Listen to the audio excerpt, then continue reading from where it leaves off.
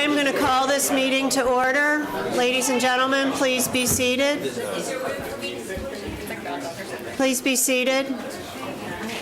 Ma'am, please be seated. Not you. Sit down, Lockhart. Thank you.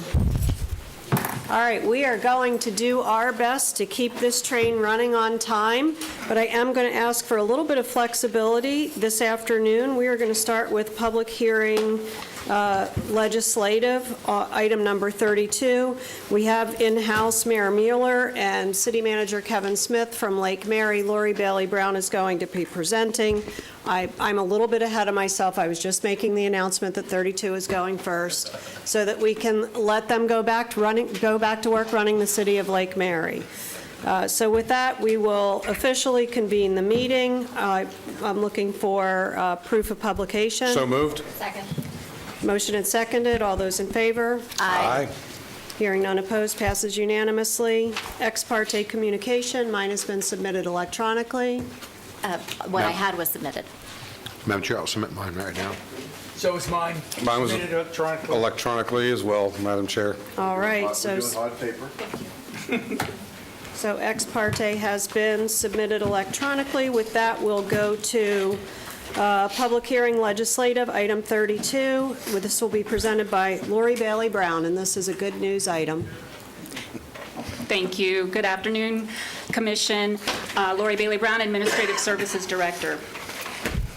The MSBU program brings this item to the board for consideration to adopt an ordinance to create the Municipal Services Benefit Unit Assessment District to provide funding for lake management services on behalf of West Crystal Lake, which is located in Commission District 4. The hearing was publicly advertised on April 10th in accordance with Florida statute. West Crystal Lake is in the Lake Monroe watershed and is located in the city of Lake Mary. The request for establishing the MSBU was initiated by application in November of 2024 for lake management services. Watershed Division of Environmental Services evaluated the overall health of the lake, and a community meeting was held in January with presentations from Seminole County staff about the plans and proposed costs of lake maintenance, followed by the petitioning process, which received 69% response in favor of creating the MSBU, exceeding the required 65% threshold to move forward. The assessment boundary of the proposed MSBU consists of 51 waterfront properties located in the city of Lake Mary, 49 residential and 2 city-owned. Each residential property is assigned 1 benefit unit, and 2 city parcels are being assigned 4.5 benefit units collectively. This MSBU will consist of only Phase 2 services, which are ongoing indefinitely.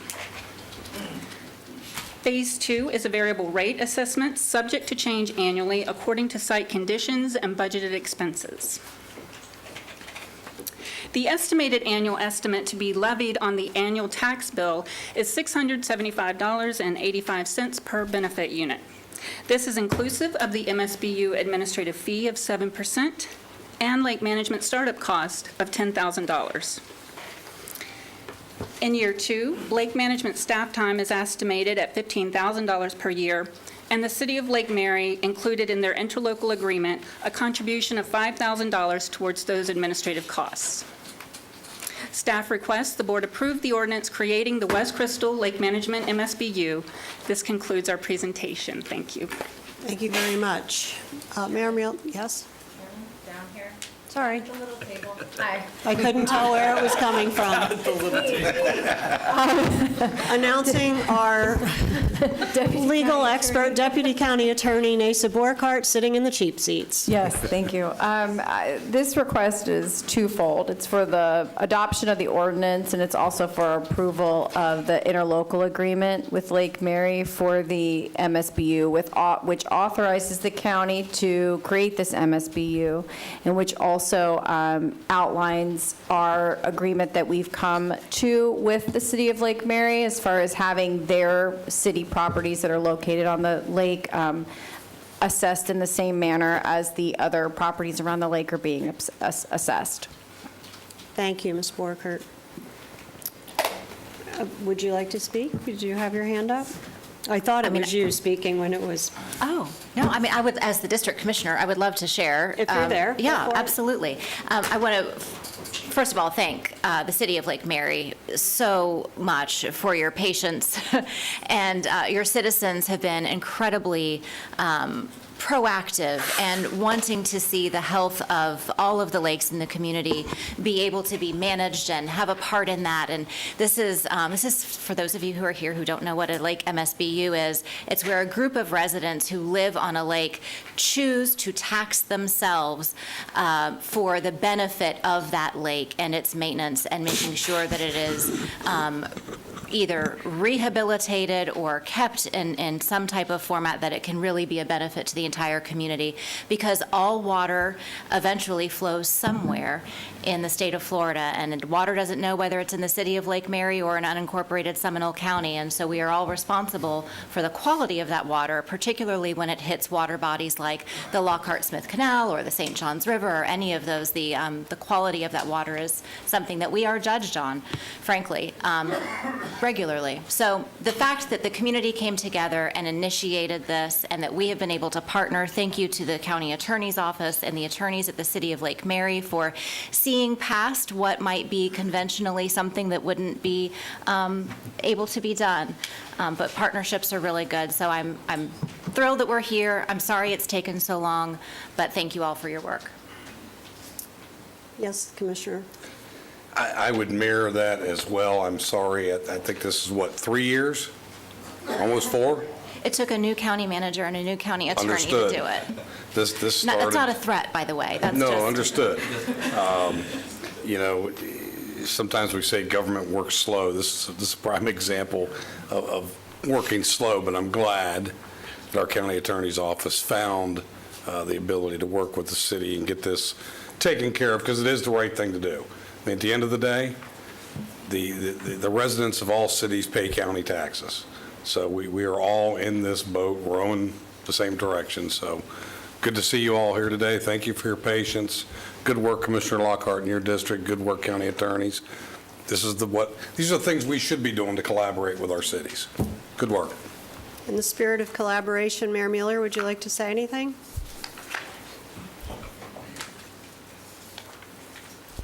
Madam Chair, David Mailer, Mayor of the City of Lake Mary. I'm going to be very brief because I know there's a full agenda.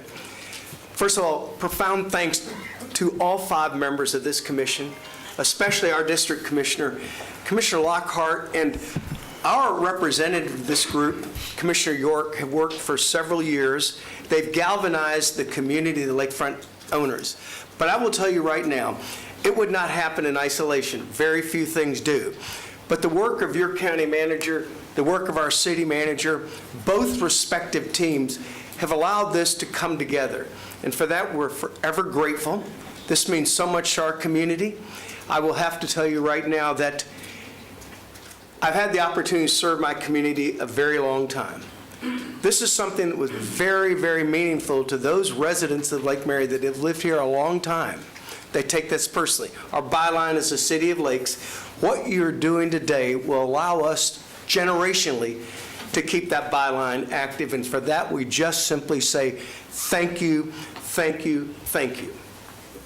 Mayor Mueller, I'd be remiss if I didn't, on behalf of the BOCC, thank you for your leadership, and you're always so gracious. It is always a pleasure doing business with you, certainly on behalf of the citizens, but just generally. Ms. Drager, do we have any public comment on this? No, ma'am. We do not. Hearing none, I'll look to the district commissioner. Thank you. I'd like to make a motion to adopt and authorize the chairman to execute the ordinance creating the West Crystal Lake MSBU, as well as approving the interlocal agreement with the city of Lake Mary. Second. And I see a nod from our county attorney. Any further discussion? Nope. All those in favor? Aye. Opposed? Hearing none. Motion passes unanimously. Congratulations, and thank you for your leadership. Thank you all. With that, we will go backwards to item number 29. This is a quasi-judicial public hearing for Life Point Christian Church special exception. This is in Commissioner Lockhart's district and will be presented by Hillary Payden, planner. Welcome. Madam Chair. Sorry to interrupt. Before we start the quasi-judicial items, would you like to Yes, go over the please. rules of engagement for Absolutely. quasi-judicial Thank you. hearings? Okay, thank you. I don't just want to hear myself No, speak. we all went I out of just- order, yes. I know, all right. While the board welcomes comments from all persons with an interest in these proceedings, Florida law requires that the board's decision and quasi-judicial actions be supported by competent, substantial evidence presented to the board during the hearings on the applications. Competent, substantial evidence is such evidence as a reasonable mind would accept as adequate to support a conclusion. There must be a factual basis in the record to support opinion testimony from both expert and non-expert witnesses. Persons presenting testimony may rely on factual information that they present, information presented by county staff, information the applicant presented, or on factual information included in the county staff report to support their testimony. All persons who present written materials to the board for consideration must ensure that a copy of such materials is provided to the clerk for inclusion in the board's record of the proceedings and the official minutes. Madam Chair. Thank you so much. Go ahead. Good afternoon, Hillary Payton, Planning and Development.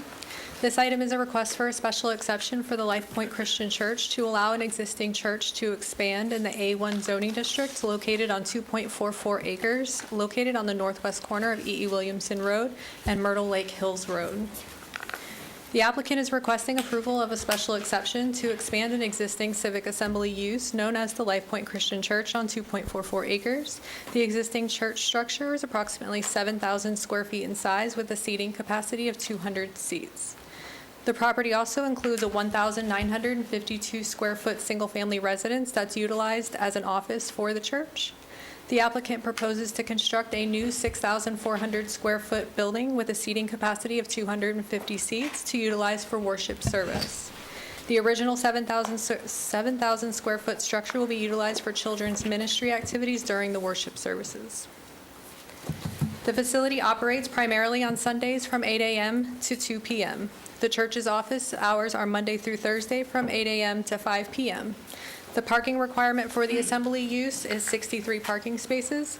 The improvements to the site will provide 65 parking spaces, meeting that requirement under the Seminole County Land Development Code. The site must also meet all other regulations under the Land Development Code at the time of site plan. This includes drainage, setbacks, buffering, site lighting, and others. In compliance with the Seminole County Land Development Code, Section 30.3.5, the applicant conducted a community meeting on February 9th, 2026. Details of that meeting have been provided in your agenda. Section 30.3.1.5 of the Seminole County Land Development Code states that certain criteria must be met for the Board of County Commissioners to approve a special exception request. Staff finds that the request meets the criteria of with the recommended conditions as stated in the approval development order. In addition to the typical conditions of approval for a special exception, staff is also recommending there be no outdoor sound amplification without a noise permit from the county. Staff has received 9 letters of opposition, one is which is a petition with 47 names listed, and 3 letters of support, which have been provided to the board for your consideration. Those who we received letters from who provided their address in close proximity to the church have been shown on the support and opposition map. The Planning and Zoning Commission met on April 1st, 2026, and voted unanimously to recommend that the Board of County Commissioners approve the special exception based on the conditions as stated in the development order. Staff requests that the Board of County Commissioners approve the special exception and associated development order as per the motion on the screen. This concludes my presentation. I'm available for any questions. Thank you very much. Commissioners, any questions so far? Is the applicant here?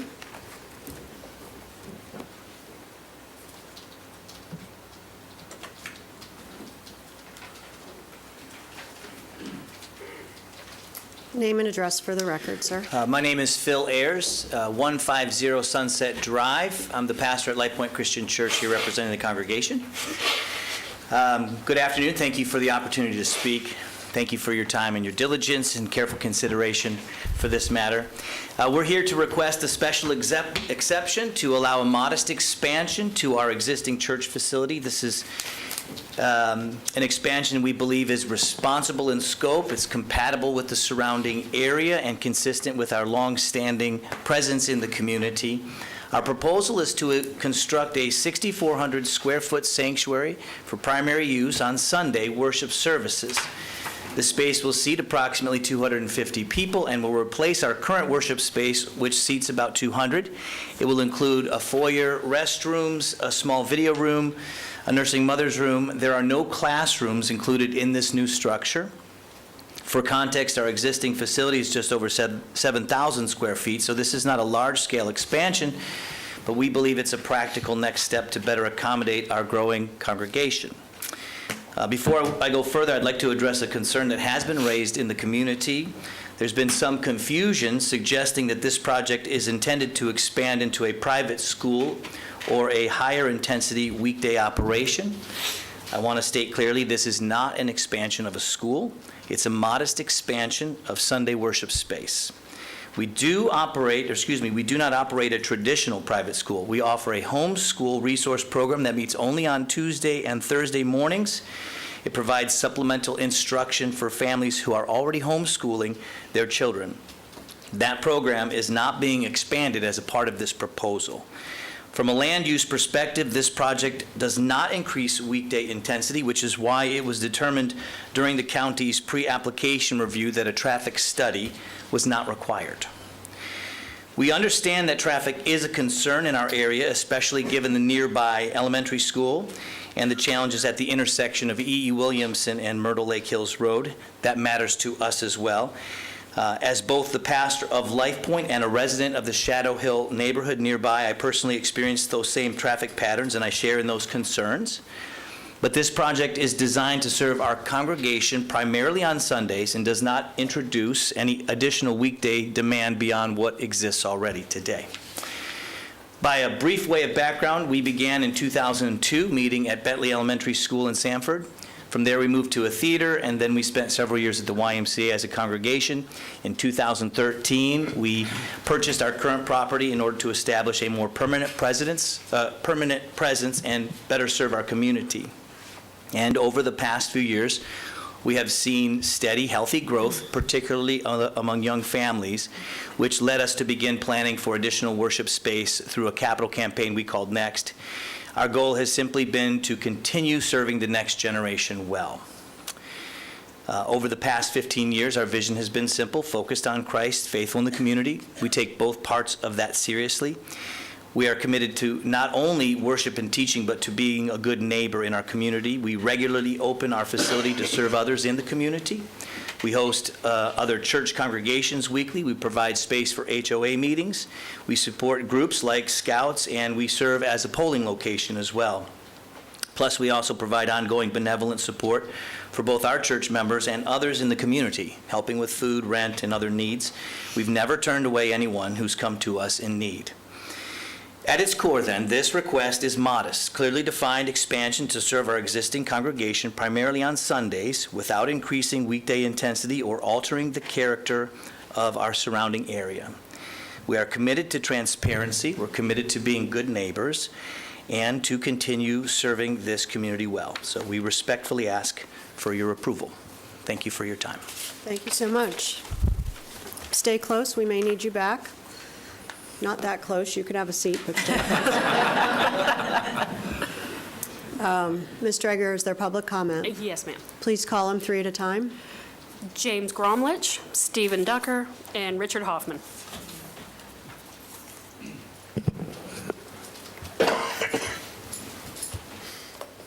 Thank you, sir. You have 3 minutes, and if you would, just be mindful of the direction given to you by our county attorney. And go Knowles. Yes, ma'am.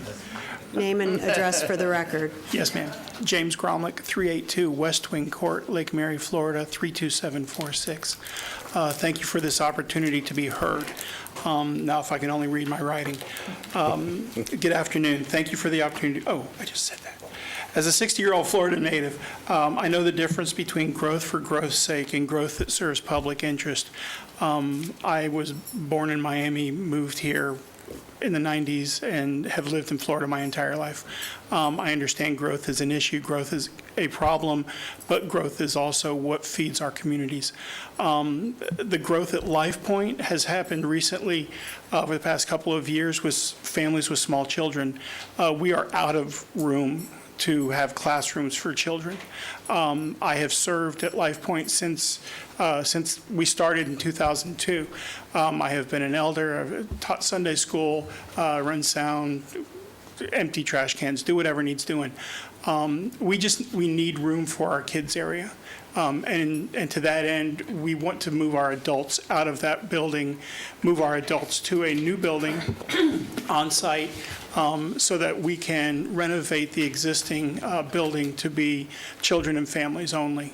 That's for the safety of our kids. Right now, our lobby runs right through our kids' area. We want to provide a more secure environment for the children and a better place for them to learn. I would encourage you to approve the special exception for Life Point Christian Church, and thank you for your time. Thank you. Next speaker, name and address for the record, please, sir. Yes, Stephen Ducker, 1325 Cemetery Court, Longwood, Florida. So I was unable to attend the zoning meeting, I had COVID. I did go to the community meeting. I just got a few concerns to bring up. So looking at the conceptual plan, it shows it says in there there's going to be a 30-foot height. When you look at the drawing they made of it, it doesn't appear to be bigger than the other buildings, but none of them buildings are 30-foot high. Parking. So the parking that they're putting to accommodate is only for the new building that I can see. So the number of people attending a worship, they're providing so many spaces, but that wouldn't cover the existing building, whatever use that's using, kids, whatever. And the parking is going to be shell parking. I do appreciate the fact that allows water to pass into the ground a little bit and not run off the property. However, it doesn't look very good. So some of the parking they got now, they got shell on it, and of course they're going to be expanding the parking. Basically, the expansion here is going to cover the entire property with some kind of building, parking, or retention pond. Going to lose a lot of green space. It's a nice looking property right now. I've lived there for nearly 40 years. I've lived in the Bay Lagoon neighborhood. I'm on the neighborhood that actually butts up to the back of the property. So our biggest concern, or one of our big concerns, is the drainage. We actually now have a problem where properties are getting flooded in the back of the property, back of the subdivision, and abutting Woodlands Elementary, especially when they added the new little small subdivision there, although improving the retention pond there helped with that. Traffic, I mean, if traffic turns out to be a problem, maybe they put a cop out there on the weekend, on Sunday, to help get people in and out. I almost got hit just walking my dog at what would be the most dangerous intersection there. People are looking, and they're not even looking for pedestrians. You may have pedestrians going to the church also. And it's a conceptual plan you got right now. It's not really a final plan. I mean, they don't want to put the bucks into the final plan for the building and the location of everything. But I'm wondering if there would be a hearing once they have a final plan with the actual building they intend to build. Right now, it's all conceptual. So, right now, like I say, the building doesn't look any taller than the others, and it says it will be. So those are my issues. Thank you so much for your input. Ms. Drager, next speaker. Next is Richard Hoffman, and then Ronald Stein.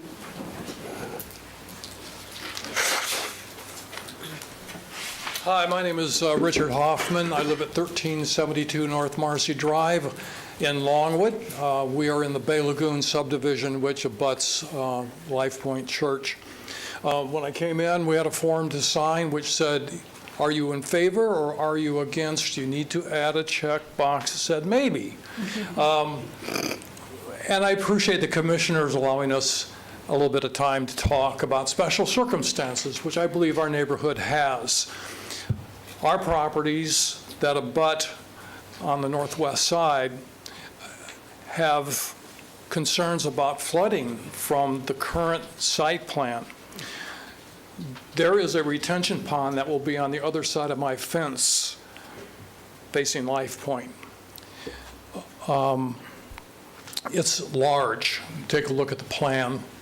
Our concern is overflow, is the storage of that. And the special circumstance we have is that our properties, Mr. Stein, who will speak next, and I have our lawns 20 feet lower than the church property. So I'm sure that now we get some of the percolation and runoff into our backyards. But putting this large retention pond right behind the residential area is a real concern and a special need in my view. Somebody recently said something very wise. All water in Florida eventually flows somewhere. And our concern is it's going to flow into our yards and it's going to create a flooding problem. So the maybe is, if they will take a look at the specific plan, the architectural contractor plan, and see if they can put the retention pond not up against the residential area. This church borders 2 roads, no residential property, but this is planned to abut residential property. And we just would request, we know this will be approved, the zoning change, that your staff take a look and work closely with the church's leadership and the contractor to see if there's an alternative to how it's currently proposed. So that's our special circumstance that we wanted you to be aware of. I do know that the county has water hydraulic engineers. They could take a look at the property percolation and what you may want to do as an alternative. Thank you very much. Thank you for being here. Next speaker, sir. Name and address for the record. Good afternoon. My name is Ronald Stein. I live at 1374 North Marcy Drive, which is directly behind the church. I'm a resident of the Bay Lagoon subdivision. My property is adjacent to the northwest portion of the church property. It's important to note that my property sits, as Dick mentioned, my property sits approximately 25 feet lower in elevation as compared to the church property. I do have several concerns with the current proposal, specifically the retention ponds. The new building is planned for the south side of the existing church structure. Additionally, the proposal includes a retention pond and paved parking areas. The retention pond is to be situated on the north side of the property between the existing church and my property. I strongly object to the placement of a retention pond in the proposed location. During periods of heavy rains or storms, hundreds of gallons of water will potentially percolate down to my property and those of my neighbors, given the difference in elevation. Heavy rainfall will cause water from the paved parking area to flow north, increasing runoff towards the proposed retention pond. Currently, rainfall is distributed evenly over the entire church property. Water naturally percolates down towards the path of least resistance. A retention pond would more than likely direct percolation down to the adjoining properties. I would strongly request that an alternative to a retention pond be investigated before approving the project. Thank you. Thank you. Ms. Dreger, does that conclude our speakers for this item? Yes, ma'am. Thank you so much. For the applicant, would you like to respond to the concerns?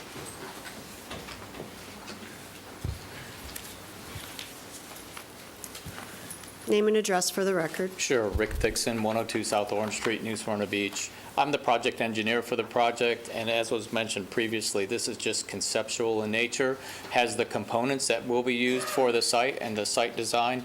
At this point, no detailed design has really taken place, so we will take into consideration these comments and look at the final design to make sure it meets all of these people's concerns and the requirements that will be pertaining to the project. And most specifically, the elevation as it relates to the neighbor's elevation. Correct. Mm-hmm. Thank you. Anything else? Yes. Yeah.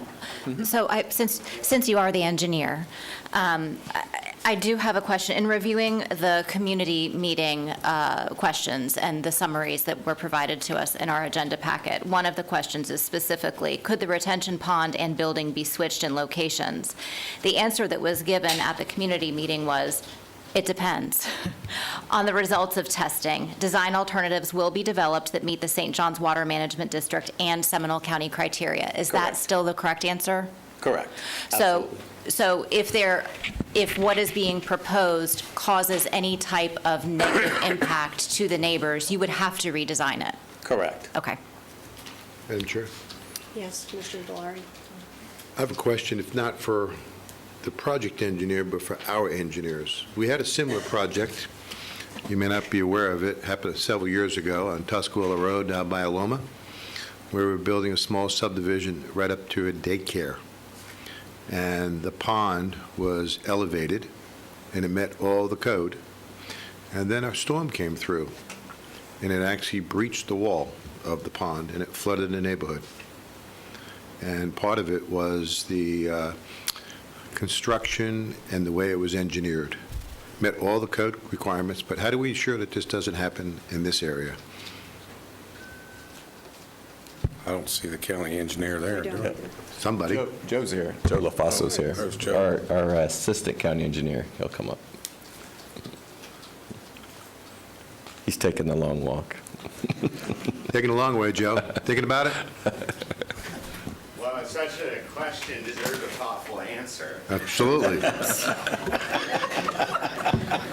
Well said, well said, because the water's got to flow. Yes, so Joe LaFosso, Assistant Seminole County Engineer, Public Works. So again, as you rightly mentioned, I was not at the county at the time that that particular subdivision was designed, permitted, constructed.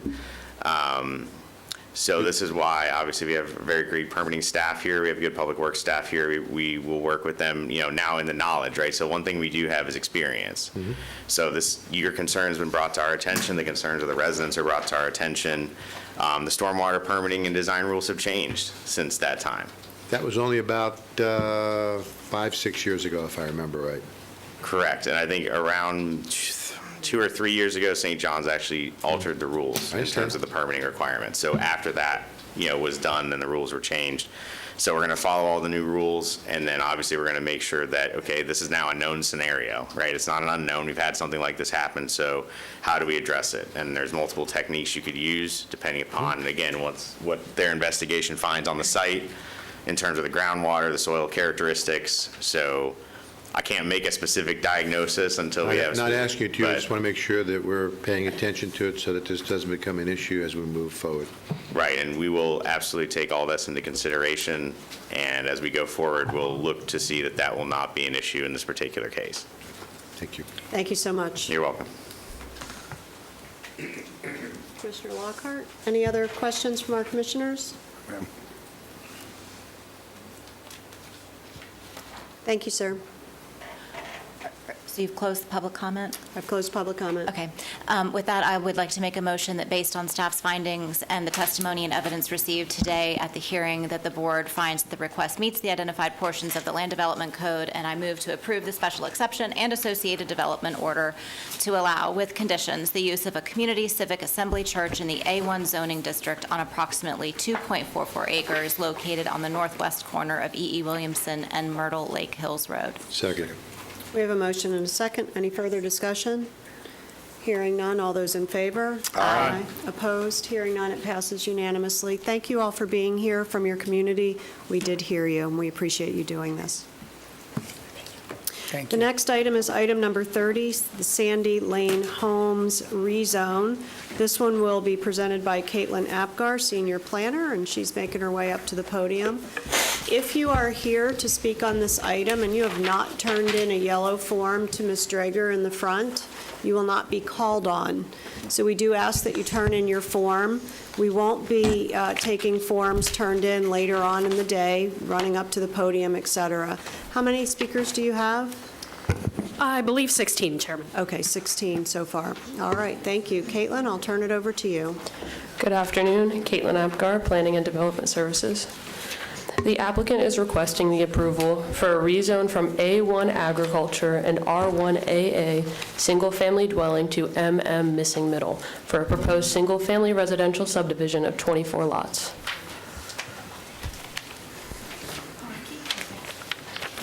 The property currently has a zoning designation of A1 agriculture and R1AA single-family dwelling district. The subject property has a future land use of low-density residential. This future land use supports the proposed missing middle zoning district.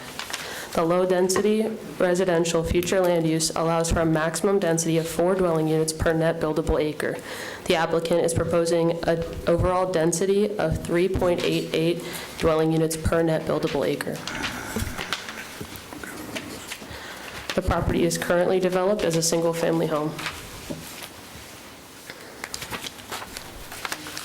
The applicant proposes to develop the site as a single-family residential subdivision, having a maximum of 24 single-family lots.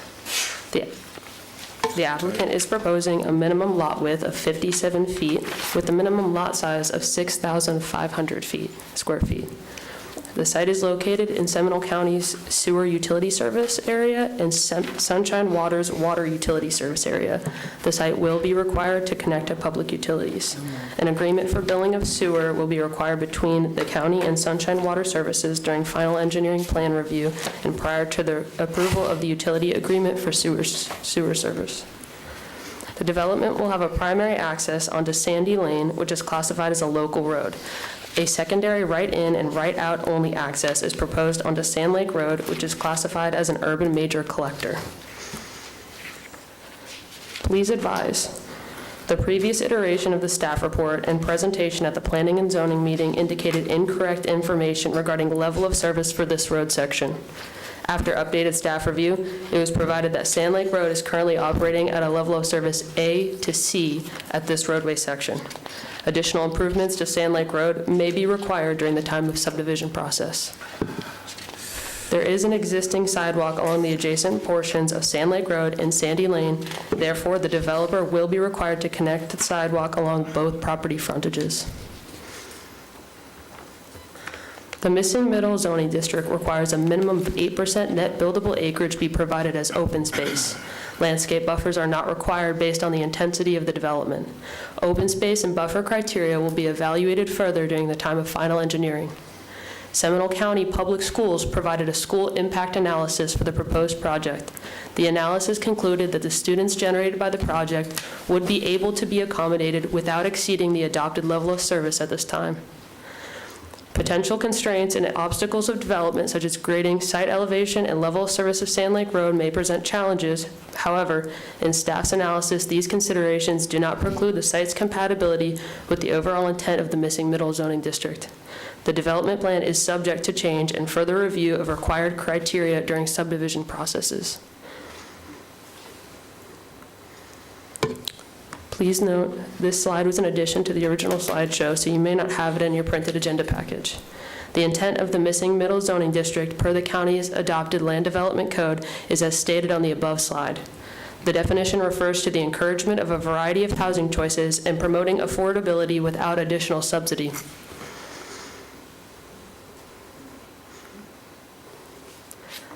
The development will be required to meet standards per the land development code as outlined in the following slides. As a summary, the applicant is providing one typology, single family, in a residential tract no bigger than 5 acres. The project is not proposed to be gated. The provided conceptual development plan proposes a minimum of 8% net buildable acres as open space and will provide pedestrian connectivity to open spaces and existing sidewalks. The internal right-of-way is designed to establish connectivity from Sand Lake Road to Sandy Lane. The overall design of the development is consistent with the intent of promoting connectivity and accessibility to adjacent streets and roadways. While stub-outs were not provided to the 2 vacant lots to the northeast, access to those parcels are not inhibited by this development. One vacant lot retains frontage on Sand Lake Road, while the other retains frontage on both Sand Lake and Sandy Lane. While the overall development still meets the intent of the missing middle zoning district via the implementation of the block design through connectivity to Sand Lake Road and Sandy Lane. The applicant is aware of the two-story limitation and is only proposing one typology in this development. Additional site and building requirements will be evaluated during the final engineering stage. For reference, I have included the specific criteria from the code on these slides. The applicant has demonstrated compliance with the open space requirements and has made a note on the conceptual plan that references the provision of street trees. Specific site details will be evaluated during final engineering, inclusive of minimum parking requirements and building frontage. Consistency with the comprehensive plan is achieved through comprehensive plan policies projected on the slides above. The proposed MM zoning is consistent with policy FLU 4.2.1 by reducing lot sizes to allow for more compact site plans while adhering to the overall density in the area, adhering to the street tree requirements, and providing for a complementary missing middle typology within existing neighborhoods. The request meets the trend of single-family dwelling unit development in the surrounding neighborhoods while maximizing usable density within the allowable limit. The subject site is approximately 1,900 feet as the crow flies from the nearest boundary of the urban centers and corridors overlay. The proposed rezone supports encouraging a wider range of housing choices in and around the centers and corridors overlay, which meets the intent of FLU Policy 4.2.1A. The proposed MM zoning classification acts as a transition in zoning for the surrounding trend of development in the area by staying consistent with both the permitted uses and density provisions of the low-density future land use designation, while allowing for more dwelling units to be achieved through flexible site standards. The proposed development is located within the aquifer recharge overlay, and a note has been made on the development plan stating compliance with the maximum impervious surface ratio of 60% in compliance with FLU Policy 2.3.12B3. Staff finds the proposed MM missing middle zoning classification to be overall consistent with the comprehensive plan. In compliance with Seminole County Land Development Code Section 30.49, Community Meeting Procedure, the applicant conducted a community meeting on September 23rd, 2025.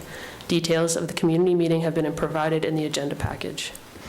The Planning and Zoning Commission met on April 1st, 2026, and voted to recommend the board deny the requested rezone. The minutes from this meeting have also been included in the agenda package. Please advise, staff did also receive additional letters and communications of opposition post-agenda publication. These were sent yesterday via email to commissioners' aides, but a physical copy has been presented for the record.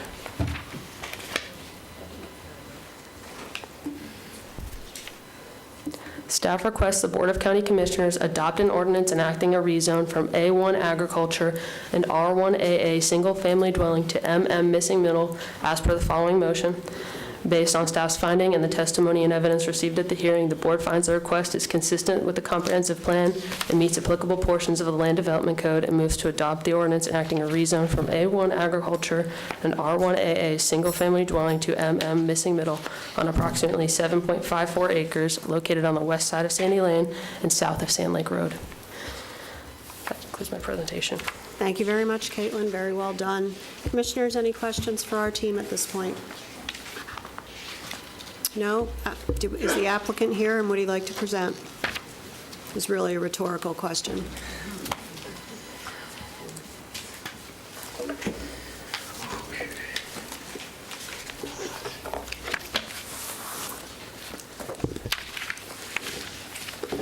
Good afternoon, Madam Chair, fellow commissioners. For the record, Brent Spain, Theriac and Spain, 1809 Edgewater Drive, Orlando, Florida. As I indicated, the P&Z hearing, first I want to give my appreciation and thanks to Ms. Apgar, the project planner on this. As you all know, I've been before you many times. I've practiced around the state, and a lot of times you get a staff report that is superficial or conclusory. And a lot of times someone like me, my job is to go through and fly spec the staff report, try to find additional policies or provisions in the code, whether I'm representing neighbors or developers, to point out to you all. And I can tell you, as I indicated at P&Z, this was one of the staff reports where when I fly spec'd it, it matched up almost verbatim with my notes internally. So kudos to your staff on doing a thorough review.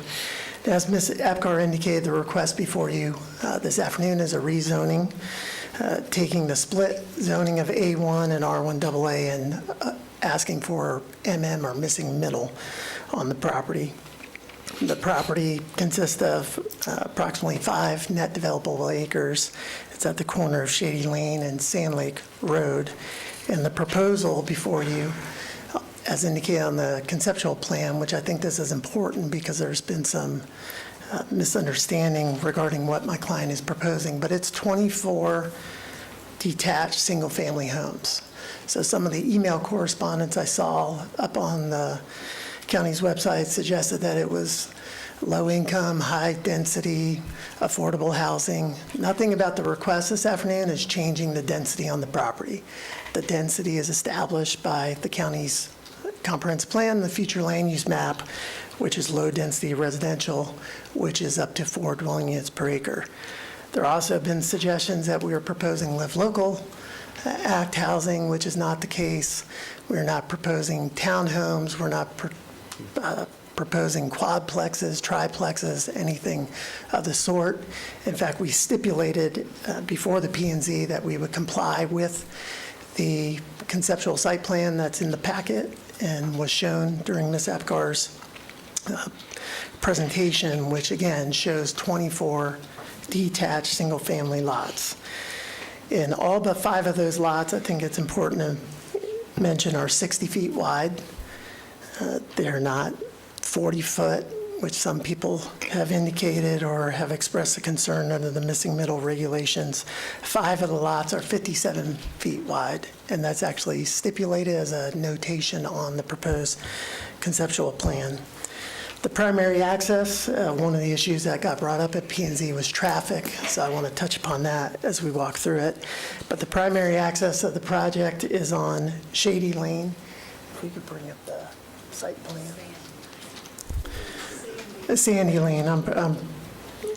Their Sand Lake Road is a right-in, right-out at the north of the site plan, and the primary entrance is off to the east.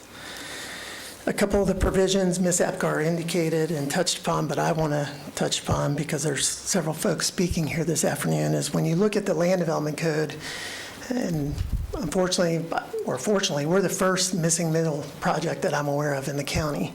This is a newer zoning district in the Land Development Code. But you look at section 30.8.3, and the intent, and I think it was one of Ms. Apgar's slide, is, quote, to encourage a wider range of housing choices in central locations. And I would respectfully submit that this proposal meets that intent wholeheartedly. Secondly, section 30.8.32 provides that single-family detached housing is allowed in missing middle, which is exactly what my client is proposing. Section 30.8.33 indicates that a final development plan is required. The conceptual one is on the screen for the commission, but that section is important because it also indicates that the applicant can be held to comply with any conditions of approval. So that was one issue that got brought up at the P&Z, was whether or not the county could actually condition this type of zoning approval. And I would submit under section 30.8.3.3 that the commission can. And that's important because P&Z member Richard Sherman had asked us to stipulate on the record that in fact it would be single-family detached housing and would not be a bait and switch and suddenly become a triplex or quadplex. So I would submit I'm authorized to stipulate the same today, and we would certainly welcome that as a condition of approval. The last Land Development Code section I want to mention is 30.8.3.4, which again ties the uses that are allowed in the missing middle district to the underlying future land use category, in this case, low-density residential. And there's a table in the Land Development Code that states what's allowed. And again, detached single-family housing is an allowed use in missing middle.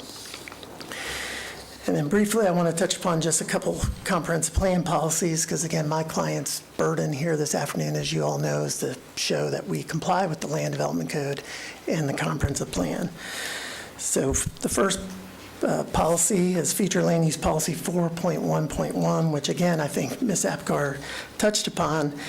But that provision in part says, quote, "The county shall encourage infill by maintaining future land use and zoning districts that enable compact, walkable land use patterns." And then that policy specifically mentions the missing middle zoning category. Again, we submit that this proposed development does further Policy 4.1.1 by maintaining the LDR, future land use density, and creating a walkable area. As Ms. Apgar indicated, it's only 1,900 feet from a urban center. Flu Policy 4.2.1, which again Ms. Apgar mentioned, the whole intent of the missing middle district is to provide greater housing choices in existing neighborhoods. But some of the language I want to emphasize, this one sentence in particular, because this essentially was a policy finding by the county, and I'm quoting, quote, "Missing middle housing complements the character of already existing neighborhoods while slightly increasing density and walkability." And again, my client's project is not actually seeking to increase any density on the property. But again, there's a finding in the county's comprehensive plan that missing middle housing actually complements the character of already existing neighborhoods. That will turn me to the traffic issue, because traffic was brought up at the hearing before the P&Z. There were some questions about why we didn't do a traffic study, and our response at the time was, quite honestly, that the county's land development code doesn't require this project to do a traffic analysis. Nonetheless, since the P&Z hearing, and I will hand 9 copies to the clerk, we actually had Walsh Traffic Engineering do a traffic analysis of the proposed 24-unit subdivision. And the traffic study, which was completed on May 6th, confirms, one, the reason why a traffic study is not required in the first place, but secondly, that the trip generation from this project is de minimis. Looking at page 2 on the talks about trip generation. At 24 dwelling units, you have 16 outbound AM peak hour trips, and then you have 16 inbound PM peak hour trips. This is important. There was questions or issues raised about the school nearby. The PM peak hour trips do not coincide with when school releases. So the PM peak hour incoming trips are 16 incoming vehicles. That's about 1 car every 4 minutes, which I would submit is de minimis when you compare it to a regular development project. Again, you heard Ms. Apgar indicate that the P&Z PowerPoint presentation unfortunately had an erroneous reference to the level of service on Sand Lake Road, suggesting that it was operating, I think it said at C to F during certain hours, when in fact that level of service analysis has been updated. And Sand Lake Road, this stretch is actually operating between A and C level of service. But we asked our traffic engineer, it's on page 4 of the report, we asked the traffic engineer to look at 3 different things. One was the existing roadway analysis. That's the first sort of chart there on page 4. And the traffic engineer confirmed that that roadway is operating within acceptable levels of service. We then asked the project engineer to project out to the anticipated build-out of this project, which is 2028, and factor in background trips that are anticipated on that roadway, and that's what's in the middle of page 4. And again, when you add in the background trip generation onto Sand Lake Road as of 2028, the analysis confirms that Sand Lake Road is operating within its acceptable levels of service. We then asked our traffic engineer to go one step further and take the trip generation from the 24 proposed single family dwelling units and added into the traffic generation as of 2028, including the background trips, and that's at the bottom of page 4. And you'll see again, when you take the existing trips, the projected background trips, and our anticipated trips in 2028 at full build-out, that Sand Lake Road continues to operate within its level of service. In fact, when you look at the roadway capacity, the complete service volume is about 19,000 vehicles, and it looks like the total background volume's at about 13.5 or so, and our trip generation, again, is only a couple hundred trips per day. So again, with that said, I would respectfully submit that the traffic concerns that were raised at P&Z and now confirmed by city staff this afternoon, that the roadway on Sand Lake operates within the level of service, that our proposed 24-unit subdivision does not create any traffic problems on Sand Lake Road. And the last thing I would mention before just reserving time for rebuttal and answering any questions is that the P&Z, if you all, I know the minutes were in your guys' packet.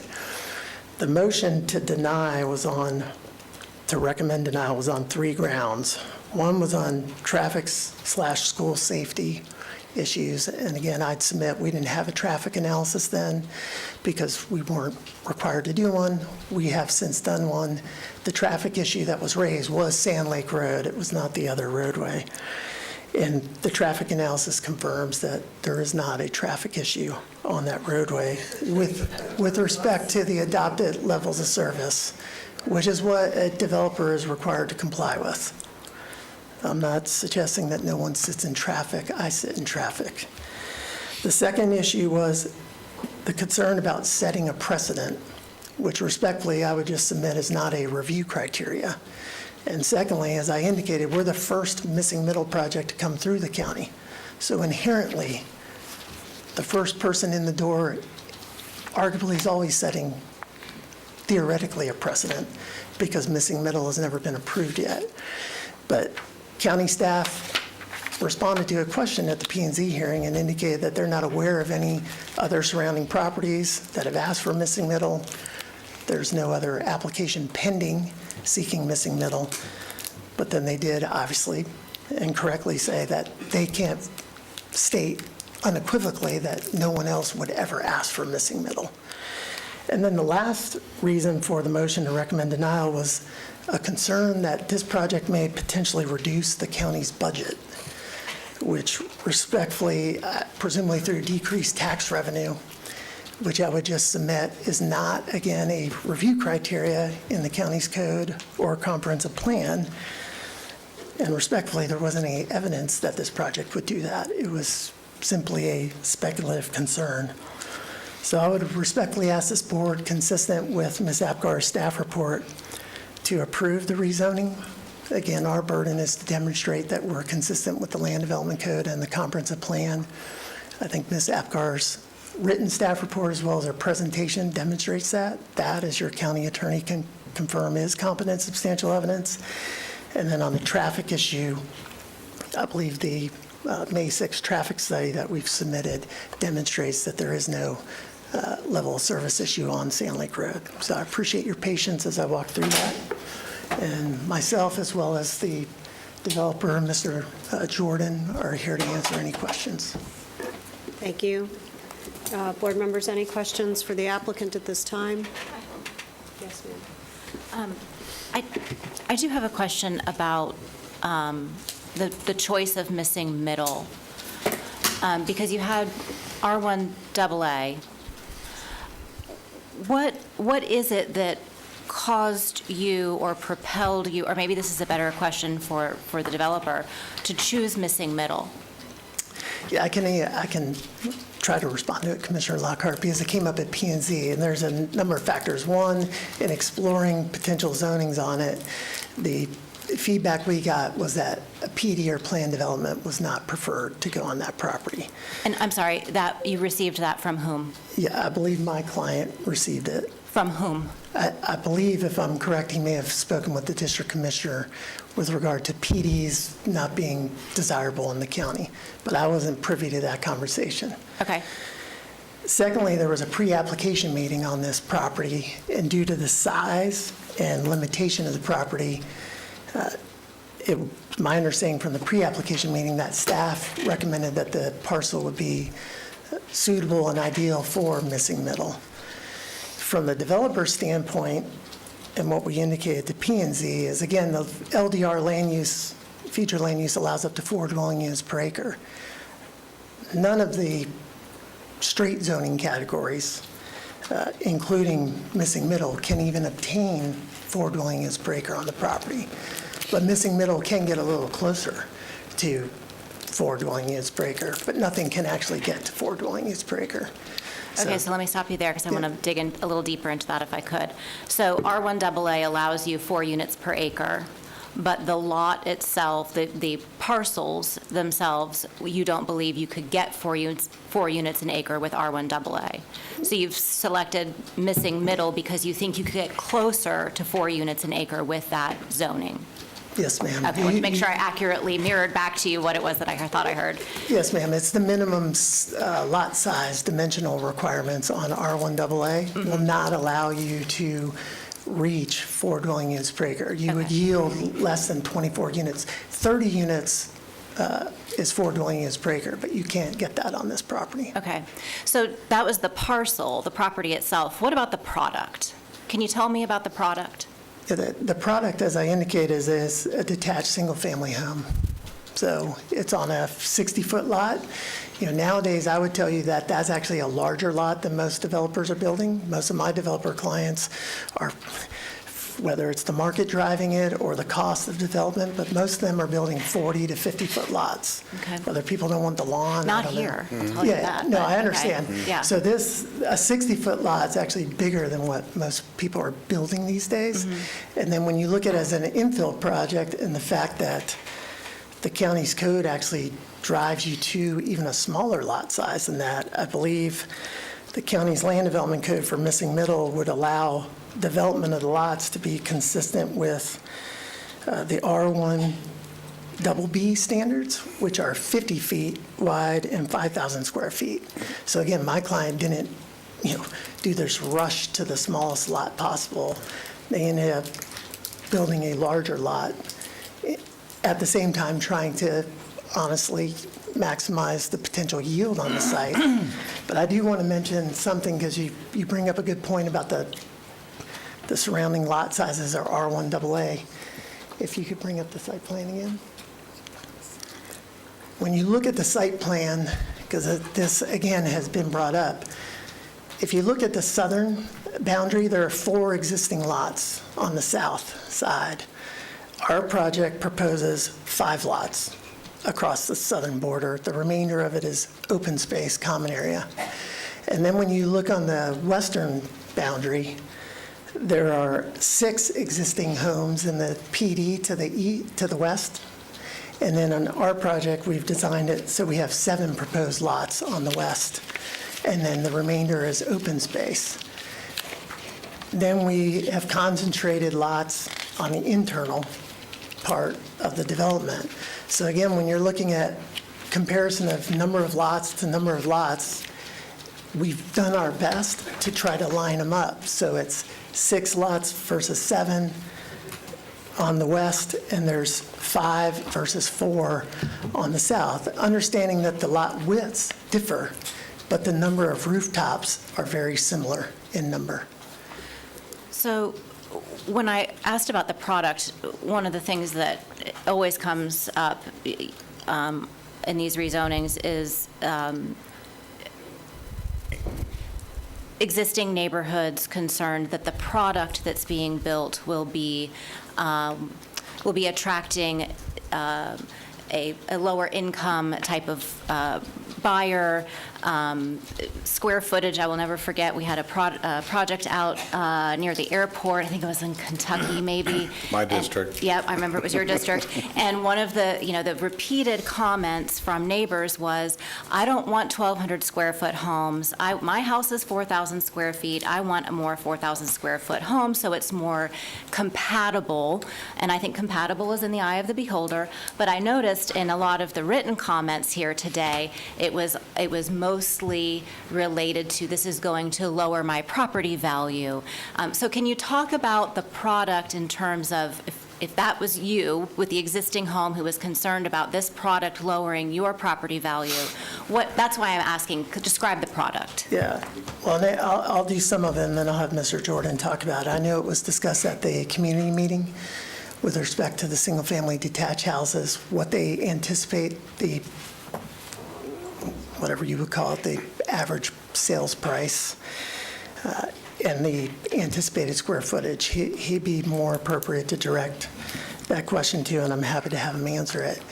My response to it from a land use attorney perspective is, I understand the desire theoretically to have like-to-like, A versus A, but as you indicated, for compatibility standpoint, it doesn't need to be A next to A. So it doesn't need to be 4,000 next to 4,000. In fact, I don't even believe your code requires me to build a 4,000 square foot house on R1AA. I just threw a number out there. No, It I wasn't know. actually 4,000. And I know it's a very nice surrounding area, so I understand that concern. That's why I wanted to point out ahead of the public comment the fact that the number of lots versus the number of existing homes, we did try to line it up so that it's very similar. I did hear you say that, but I would love it if he could answer my question. Yes, could we have him come up to answer the question? Thank you. So most interested in square footage and price is what I'm hearing, maybe number of stories. Does that kind of cover it? Madam Chair, since I was invoked in one of the questions that you made, I wanted to say that, yes, in April of '25, I met with Mr. Jordan, and I suggested that he go straight zoning, not missing middle, not anything else, but straight zoning as what it applied to, which is R1AA. Understood. Thank you. Name and address for the record, sir. My name is Larry Jordan, 1507 Blue Water Run, Juliota, Florida, 32766. Yes, I met with the commissioner, bringing the project to his attention because it was his district, and I wanted to make sure that I comply with the county's requirement. It was just a suggestion because obviously most of the developers want to go with a PD, and PD accomplishes most of the time a lot more density. That's why we did it as a straight zoning, because we wouldn't be able to get as much density as we can get with a PD. That's usually what happens with developers. The other thing is, since the first meeting, the community meeting, I always said that we were doing single-family homes. Price point anywhere from $800,000 to $1.2, $1.3 million. The homes there sell for approximately $800,000 to $750,000 on up on that area. Most of the homes there, because of the value of the properties there is very desirable, obviously. So that was always my target on what type of home we were going to build, so that it would not impact any of the communities in the area. That was always the intent. Okay, and how large a home is that for that price point? 3,000 on up. So we can obviously set square footage minimum size. We usually we can set like a 2,500 square foot minimum on any community. If we can do that, we will be willing to do that. All right, thank you very much for answering my question. Clearly multi-story. 2 stories only. That's what she just said. All right, thank you very much. That's all I have for now. Any other questions, commissioners? No, that was just clarified for me. All right, with that, we'll go to public comment. Ms. Strager, how many forms do we have at this point? We have 18 forms. All right, ladies and gentlemen, we have 18 forms. The time limit for this is... Okay, you're going to go second. The time limit for this is 3 minutes. We're going to call you up 3 or 4 at a time. I'm going to ask that you come up and stand in a line so we can go one after the other. This goes more favorably for you all if you don't repeat what the previous person said. I kid you not, because it's really hard to listen to the same thing over and over again. We want to make sure that you make all of the points that you want to get heard, the ones that are most important, and not simply read us the same letter over and over again. I would also tell you that I'll ask for the audience to be very respectful so that we can hear each speaker. We know what you're all here for. We don't really need any cheering and all of that. We'd like it to be as positive as possible so that we can get the best possible outcome for you. So with that, who are the first 4 speakers? Gary Chrysler, Lee Wooldridge, Sandy Shea, and Andrew Zito. All right, Mr. Chrysler, come up, name and address for the record.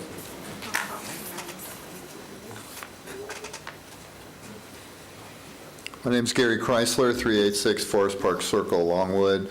I have the pleasure of being a constituent of Commissioner Constantine and have known him since graduated UCF, I think, or pretty close after that. As a 50-year resident of Seminole County who's lived in several different types of homes and has bought and resold 12 homes, I currently reside in Forest Park Estates, which is directly across the street from the entrance of Shady Lane. My emphasis here is for us to keep our eye on quality. I've never known any of you to violate that standard, and what I'm asking you today is to do the very same thing one more time. There's been contradictory comments being made by this developer over the past few months, and so here we are now listening to the latest version, which has promises that to me seem to not be able to be kept. You know, quality starts with leadership, and we've enjoyed strong, dedicated leaders from our city, county, and school boards. We don't always agree, but we know that we all wish for the same thing, and that is to create a better and safer and more environmentally safe Seminole County. We've kept a watchful eye on the environment, our safety and services, which is why we are all here today. Our neighborhood is positioned right across the street from Shady Lane, which I have to say is probably one of the most beautiful pieces of property there is. If you've not been down there to see that, you would see that anything less than what has already been built there is a crime. It's a crime against each of the neighbors, it's a crime against the environment, and some of the exaggerated statements such as a 1,700-foot walk or yard walk to Commerce would mean that you would have to walk through a marshland with snakes and alligators, and you'd be up to your waist in muck. So I don't believe that a lot of these comments are actually legit. I do agree with the many folks that are going to follow me about safety and traffic and children and all of that, but I think that the most important thing is to understand that Shady Lane and that neighborhood has some of the most, like I mentioned, most beautiful and environmentally sensitive land. This should not be the first example of missing middle in Seminole County. If you look at missing middle, you can look at Wekiva, or you can look down the road at the end of our street where we have Wekiva Cove, and next to it apartments and townhouses and the like that are on main roads and have access to 436. This would not be the benefit the folks that have invested in the neighborhood here. And as a builder myself who understands the need for profit, we all have to live next to each other and protect each other and be reasonable. So I ask you all to be reasonable and to turn this down, turn missing middle down. Missing middle should never be built on Sandy Lane. And if our folks knew well enough about it, they would know that it's not Shady Lane and it is not as All right, thank you, relevant for this Thank you, Mr. property. Chrysler. You were doing so good. Sit down, Gary. Thank you all. You know where I stand. All right, next speaker. Hi, I'm Lee Wooldridge, and I live at 337 Forest Park Circle, right a couple houses down from him. It's nice to see that there's a Lee represented on the board, too. So anyway, I don't want to rehash a lot of the fear that other people are going to talk about, the obvious things of traffic and so forth. But as he was saying, I built my house as well, and I've lived in Orlando since the mid-'50s. I grew up in Pine Hills on the corner of Powers and Balboa, and went to Robbinswood and Maynard Evans, and my parents died in Pine Hills. And so I've lived here for since 1980. And this is two things. One is, once you rezone this, I don't know that there's any legal way you can constrain the guy to build what he's sort of promising to build. He can certainly sink to the lowest possible denominator, which would be plopping a lot of little tiny houses in between a whole area of custom houses that range in prices from over $1 million down to maybe as little as $450,000. Maybe 500,000. And then that will have a major impact on our ability to sell. I've worked with people pricing construction and pricing house sales, and I know how the impact of close residence can have on your house. So, and I do believe that the reduction in the value of over 100 houses is going to probably exceed the tax base that you would get from the 25 or maybe 30 houses he's going to build there, as opposed to the 12 houses that could be built there, or even the 4 houses that could be built there that would be quite valuable. So that's a consideration, I think, that the county should think about bad planning. And on top of that, it's again, those are the 2 points. I think the point is that this would be a grave mistake to zone this way and vary from the R1A and houses all the way around it, and it would be kind of a blight in the neighborhood. So I appreciate it. Thank you. Thank you. I'll call up the next speaker, and I'm just going to give a little reminder. I know this was a long time ago when our county attorney read this, but we can only consider competent, substantial, meaning it can be substantiated, and factual evidence. Please name for the record. Come on up, ma'am. Hello, I'm Sandy Shea, and I live at 1160 Sandy Lane Road. And so, first I want to say thanks to the board. Your dedication to work with Jordan has been great, and your dedication to work with others has been wonderful.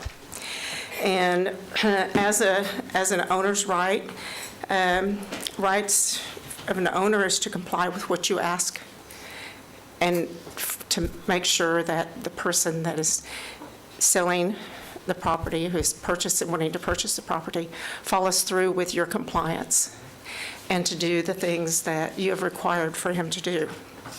And that following your advice, and after meeting the requirements, that owners also have a right to be able to sell the property, to be able to retire after many, many, many, many, many long years of work and service into the area.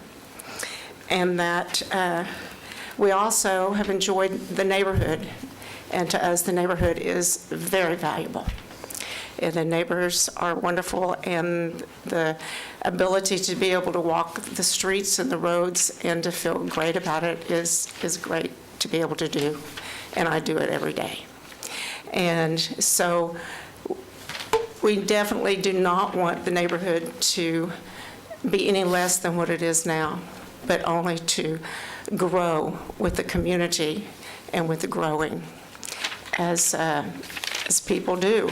And older people come in and they don't have any children and they just want a little bit less land to take care of, but yet still a wonderful home to live in.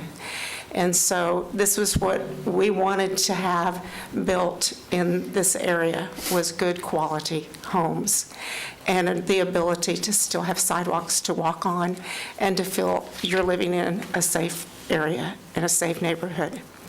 And that was why we wanted to sell the property, so that other people could enjoy living around great people and around a safeness that is in that area. And so this project has met your requirements, and we appreciate that he has met everything that you've asked to do. And we thank you for your consideration to vote yes. Thank you very much, ma'am. Next speaker, and while you're on your way up, Ms. Dreger, will you call the next four? Thank you. Judith Stevens, Steve Litt, Donnie Anderson, and Sherry Austin. Okay, 6 minutes. As representative of an organization. Yes, this is a representative of the Sandy Lane HOA requesting 6 minutes. And you're speaking, so if you're speaking on behalf of the Sandy Lane HOA, then no one else from Sandy Lane can speak if you take the 6 minutes, which we're good with. So none of the other homeowners from Sandy Lane? That's how that works. If you live in Sandy Lane and you want to speak, raise your hand. Cool. I think we're good. I only have a few folks who were able to make it from work today. Okay. You don't know who's in your HOA? Excuse me? You're trying to figure out who's in your HOA? Well, I saw them when they came in. I knew Okay. they were. Anyway, good afternoon. My name is Andrew Zito. I am fortunately or unfortunately the president of the Sandy Lane Homeowners Association. I took this gig because they told me it was a quiet neighborhood, nothing happened, and now I'm standing in front of the Seminole County Commission. That's fun. A little bit, let me first start by thanking you for what you do. Communicating with the Seminole County government has been great. Working with Caitlin was great. It was really refreshing, and I appreciate it. So with that said, a little bit about us. If we could pull that map back up, that would be awesome. We are 23 homes on 3 cul-de-sacs. We are directly to the south of the proposed land. We are a third of an acre to half an acre lots, all custom homes, the ones that have been discussed, $1 million+ homes back there. What makes us a little bit more interested in this particular development is we are one way in and one way out, and that one way in and one way out is the aforementioned Shady Lane. It's actually called Sandy Lane for the record, but that is our primary road to get to the rest of the world. So the primary entrance to this development is proposed to be built right on Sandy Lane, which is between us and Sand Lake Road, and that presents a whole bunch of different questions for us: on-street parking, safety. Just a little bit about Sandy Lane. When there's a garbage truck on it, you have to go to one lane to get around it. It's not a big road. It's a very, very small road. And right across from the main entrance to the proposed development is a schoolyard. So there's definitely some concerns about whether the capacity on Sandy Lane is capable of handling this. I'm not going to get into the traffic study on Sand Lake Road except to say that no, that's not true at all. Come go down Sand Lake Road with us at any point in the day. You'll see whatever happened in that traffic study can't be accurate. It is an unsafe road to be on right now. Having said all that, my second point, in addition to the traffic on Sandy Lane, is one of equitable development. So in our neighborhood, when you invest $1 million or so in a house, you're looking around. When I bought my house, I looked at the land around me and I saw it was zoned agricultural. We buy back there because it's quiet. And I think we sort of had an inkling that at some point in time, somebody would build on that land. We would build houses there. I don't think we could have ever estimated that we would be building 24. And moreover, I don't think, and I'll get to this point in a second, so nobody get too upset, I don't think we knew that we could potentially be looking at condos and townhouses. And I know that's not what's being proposed, but I have some questions about whether or not there's an opportunity for that to happen in the future. I'll get to that in a second. We are not anti-development. We are anti-using a mechanism to build more houses than should be built on this particular piece of land. To that end, I have done a ton of research on missing middle zoning. I know more about zoning than I ever wanted to know in my entire life. Us too. Yes, I know. I apologize. I have read cover to cover your 2020 document that was published, I think, by this room on missing middle, and I've also read a whole bunch of different articles and things, and it seems as though there is a bit of a flaw in the missing middle logic. Missing middle, as I understand it, was designed to promote affordable and different types of housing, but most specifically affordable housing and connectivity. We just heard the applicant say that we're talking about $850 to $1 million+ homes. I don't know what the technical definition of affordable home is in Florida, but I don't think it's $850 to $1 million. So yes, we meet the technical requirements for a rezone here, but I think we are definitely taking advantage, and I'm not accusing the developer, I have nothing but nice things to say about him. I think we're using a mechanism in this zoning without really getting to its true intent, right? Its intent was to create affordable housing. That's not what's being proposed here, so I think there's a mismatch. With regards to connectivity, let's be clear. We are connecting Sand Lake Road with itself about 300, 400 feet down the road. There's no connectivity because our neighborhood doesn't go through. We're not connecting Sand Lake Road to 434 or 436. We're connecting Sand Lake Road with itself. So connectivity is a questionable thing as well. Our primary concern, however, with the missing middle designation is the uncertainty that comes along with it. As has been said here, it's never been approved in Seminole County, and I think we need to think long and hard about whether this is the place that we start with that, and here's the reason. My understanding coming into today is that once it is rezoned, missing middle allows for a bunch of different housing types. Condos, duplexes, triplexes, all of these different things. If rezoned, even though the applicant is saying that he will build single-family homes and he has stipulated to that, and I believe that, what happens between, he doesn't own the land yet, so what happens between today when you vote and when that shovel hits the dirt? We heard a whole bunch of different things, engineering and all the plans that have to be approved. What happens if this deal falls through and another developer who has not stipulated to building single-family homes gets a hold of that property? Are we then looking at condos, townhouses, triplexes, and duplexes, which I don't think is the intention of the board here today, or the Board of Commissioners here today? So in speaking while I was waiting to his attorney, I understand there may be some mechanisms that you all can employ to prevent those types of housing from being built on this land. If so, I think we really need to understand those because that's a major concern of ours in addition to the density. So for all those reasons, in summary, because my clock is counting down on me here, number one, traffic on Sand Lake Road and Sandy Lane, specifically Sandy Lane because it is our primary ingress and egress. Two is the equitable development and not disenfranchising existing homeowners who bought back there, understanding this land was zoned one way. And then lastly is just understanding the impact of missing middle, what that means, whether we're using it appropriately in this particular regard, and what protections we can get against different types of houses that we would not want to be built there. Thank you for your time, and please vote no. Thank you so much. Next speaker, name and address for the record.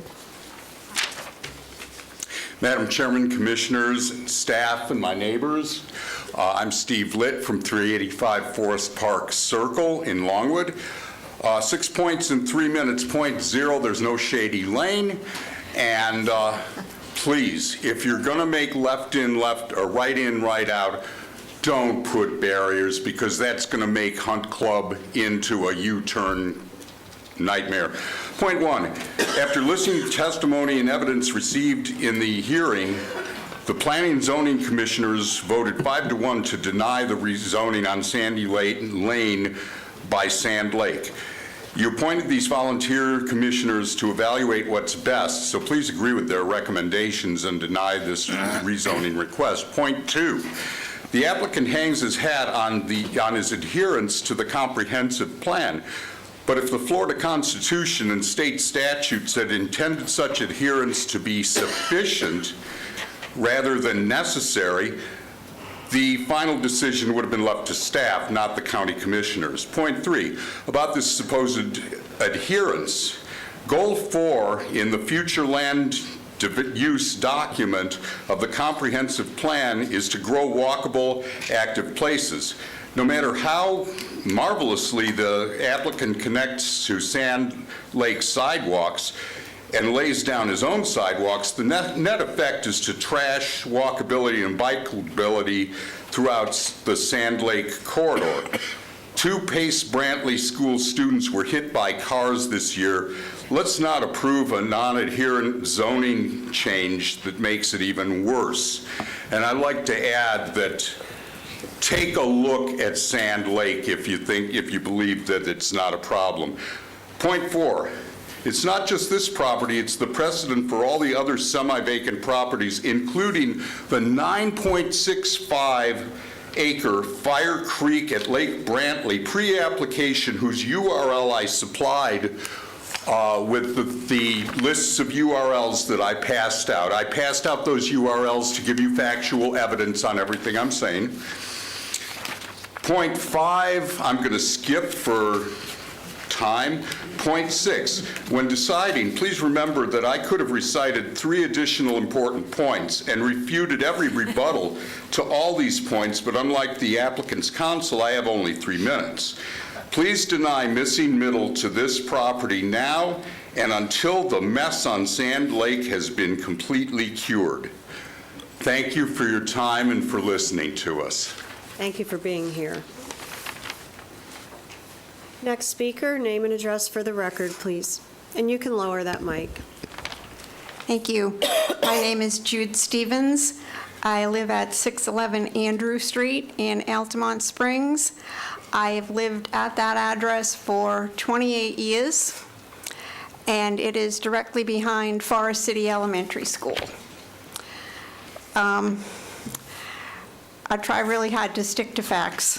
The first one is that, like he said, the Board of County Commissioners voted not to recommend that we change the zoning to missing middle. Also, in the last meeting that we had, I believe Ms. Apgar and also the builder both said that he could build what he wanted to build without changing the zoning. Now, to go back to the community meeting that was held in September, which was mobbed. I don't know if you have minutes to that. I've never seen minutes, never saw anybody take minutes at that meeting. But we asked him that, specifically, many people asked him that. He said, if you can build what you say you want to build without changing the zoning, why are we here? And his response was, he told us that in order to make money, he could not just build 24 to 26 single-family homes. Nobody could. He wanted to build in total, maybe not on this particular parcel, but in total in that area, between 54 to 71 total units. Some would be single-family affordable at 600 to $1 million. Not sure I agree with that. And then the rest would be multifamily. That, he said over and over, is his intention. He said he needed the rezoning on this parcel because otherwise he nor anyone else could make money, and it would be easier to get other places rezoned if he could get this one rezoned. Like everyone else with the traffic, there are times I should be able to make a straight shot out of my subdivision to Sand Lake Road, but I can't. I have to go through 2 other neighborhoods and turn up West Lake Brantley to get to a street, to get to a traffic light to turn onto Sand Lake Road. Well, doesn't matter usually what time of day that's happening. He also brought up the right turn in and right turn out onto Sand Lake Road. And at the very end of the last meeting, he said, I thought kind of flippantly, so I'll put in a median. Well, it's a 2-lane road, except for the turning lanes when you're going into other streets. You can't put a median there. Please vote no on this. He doesn't need it. Thank you very much. I just do want to clear up for the record, it was the Planning and Zoning Committee that voted no. It was not the County Commission. Thank you. I just have to say it for the record. I know, it's hard to be at that podium. Yes, sir, and while you're coming up, Ms. Dreger, will you call the next 4? Lori Bartlett, Kevin Carter, J. Kyle, and Cynthia Hayes. Yes, sir, go ahead. Name and address for the record. Thank you. My name's Donnie Anderson. I reside at 200 Berry Court, and that's in Longwood, Florida, 32779. And are you in the subdivision? I am in the subdivision Which across one? the street. Across Forest the Park street. Estates. Thank you. Yeah, that's where I reside. You could say a lot of things, but given the amount of time that we have, I've been in front of you, I've sent out a lot of information. And I also presented some of the things that I've created on there is 3 separate videos that you are aware of, and hopefully have viewed. It kind of summarizes, you know, what we're about and what the issues are. And I would just, you guys are the line. We as a homeowner, we do what we can to take care of our homes and do our kids and get them to school and all that. It's a responsibility, as Commissioner German says, hey, look, Sandy Lane and Sand Lake Road, the issues on Sand Lake Road are the county's fault. It's basically what he said. You go back and look at it. The issues of traffic and everything else. So you guys are the last line of defense, and I'll go to Commissioner Dollaray's talk about the project that went awry. It was done by code, it was sent by code, but then it flooded everything out. And who's to say that this isn't the same thing? The promises that are made, we know the person that said it before, Mr. Zito, the guy doesn't own the property yet. There's all kinds of things that could happen. The zoning is questionable. And why couldn't this do, like Commissioner Lopez said it clearly in the last video, you think this could be done with a different type of zoning. And that's why I'm asking that this board take a look at exactly what's trying to go on, because you're not approving a development, you're approving the zoning. So you're the last line of defense when it comes to us, to defend us, to uphold the safety of the corridor. And I just respectfully ask that you uphold the decision of the P&Z board, that there's a better way to do this. And we have to trust that you're going to do the right thing for us. Thank you. Thank you. Next speaker, please. Name and address for the record. Good afternoon. I'm Sherry Austin, and I live at 200 Berry Court in Forest Park Estates at 32779 in Longwood. And I, like my husband just said, we live directly across the street from Sandy Lane. And I'm probably the resident with the most years in the Sand Lake corridor, 61 years of my 63. So I have seen the growth. I can't even imagine what Sand Lake Road would look like if we still had to deal with Teague Middle School on Sand Lake Road. Thank God that moved to McNeil. But the board, the commissioner board shot down a rehab center that was trying to go on that same property many years ago, and I thank you for denying that proposal. But today there will be many people discussing the traffic and safety. I'm telling you, the only time Sand Lake Road is free from horrible traffic is when school's out of session, and it's in the summer. So we have those obvious concerns about traffic and safety. Others will discuss our concerns about property values and the compatibility. If I were the homeowners across the street, I certainly wouldn't want missing middle coming in. I respectfully ask the Board of Commissioners to uphold the zoning and planning board's decision to deny missing middle, and I thank you for your decision to deny it. Thank you. Thank you. Thank you, ma'am. Name and address for the record. Yes, you can lower it.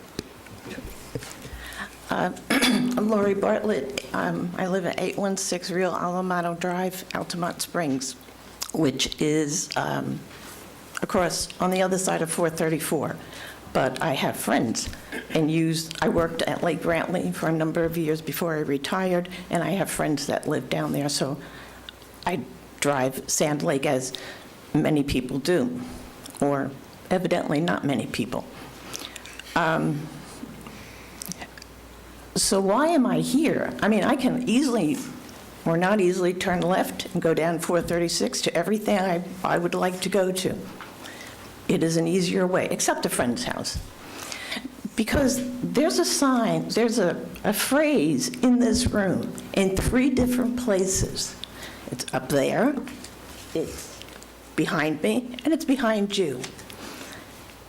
And it needs to be considered for what, I don't remember the gentleman's name, in the future, starting today, if you approve missing middle, you are changing. Missing middle, in this case, is being done at a builder's request. The phrase up there, behind me and behind you, says Seminole County. There's a flag, it goes Seminole County. And then it says Florida's natural choice. One needs to be careful how much of the natural choice you are giving to builders. Florida's natural choice could likely become Seminole County, Florida's builder's choice. Thank you for your time. Thank you. Next speaker. Hello, everyone. My name is Jay Kielichimovich. If I'm having a bad hair day, let me know and I'll put this on. Otherwise, I'll get right to business. Thank you. I live at 215 Duncan Trail, and I understand this is supposed to be a single-family home community, so as long as you guys can keep it that way, you have my support in what your decision is. The concern that people like me have is if this turns in the missing middle, he sells it off and someone else takes it over, and then this ends up just becoming a chip for him to make more money. I understand builders have to make money, but single-family home community, I could say a lot here, but it's been covered by a lot of the other speakers, and that's really all I wanted to say today. Thank you for your time. Thank you. We appreciate your brevity.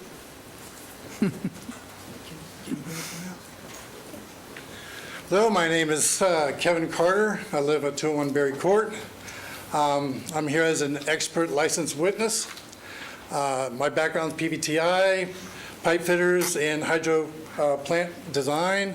Also licensed master plumber, and I'm also a building inspector. The problem that is not being quite, or the picture not being dissolved for you, is on the top left corner of the property, we have a power grid, power lines, not your just basic electrical lines. This is off the power grid that is coming through that area. The builder originally wanted to build somewhat underneath that area, and the building department said, no way, you can't get close to those power lines. So my concern is I also deal with the Wekiva Basin, the aquifer underneath. Through my company, we keep track within that area of at least a dozen springs that has popped up because of construction. There's also has been 200 feet away from this particular property, a spring that had popped up, which is part of the county's knowledge. The building department and the stormwater had actually took them over $2 million and almost 2 years to cap that when it ruptured 200 feet away from this property. In the middle of this property, there was a small dwelling that was there, a house, and it had a well. When they had to leave, our company, we actually had to go in and tap it and close it off and work with the St. Johns River Management because it's an artesian well. Right below the surface is the aquifer, and scraping that area can rupture and create bigger issues. And that property is sloped like this room right here. It's 1 inch per 12 inch, every 12 inches it goes up an inch. So it's greatly sloped. And that whole area during hurricanes, heavy rainstorms, some of the lower dwelling neighborhoods have been flooded. There's a couple of schools there. There's a Pace School that gets flooded. There's also a Seventh-day Adventist church and school that's there that has the ball field, has numerous times been underwater.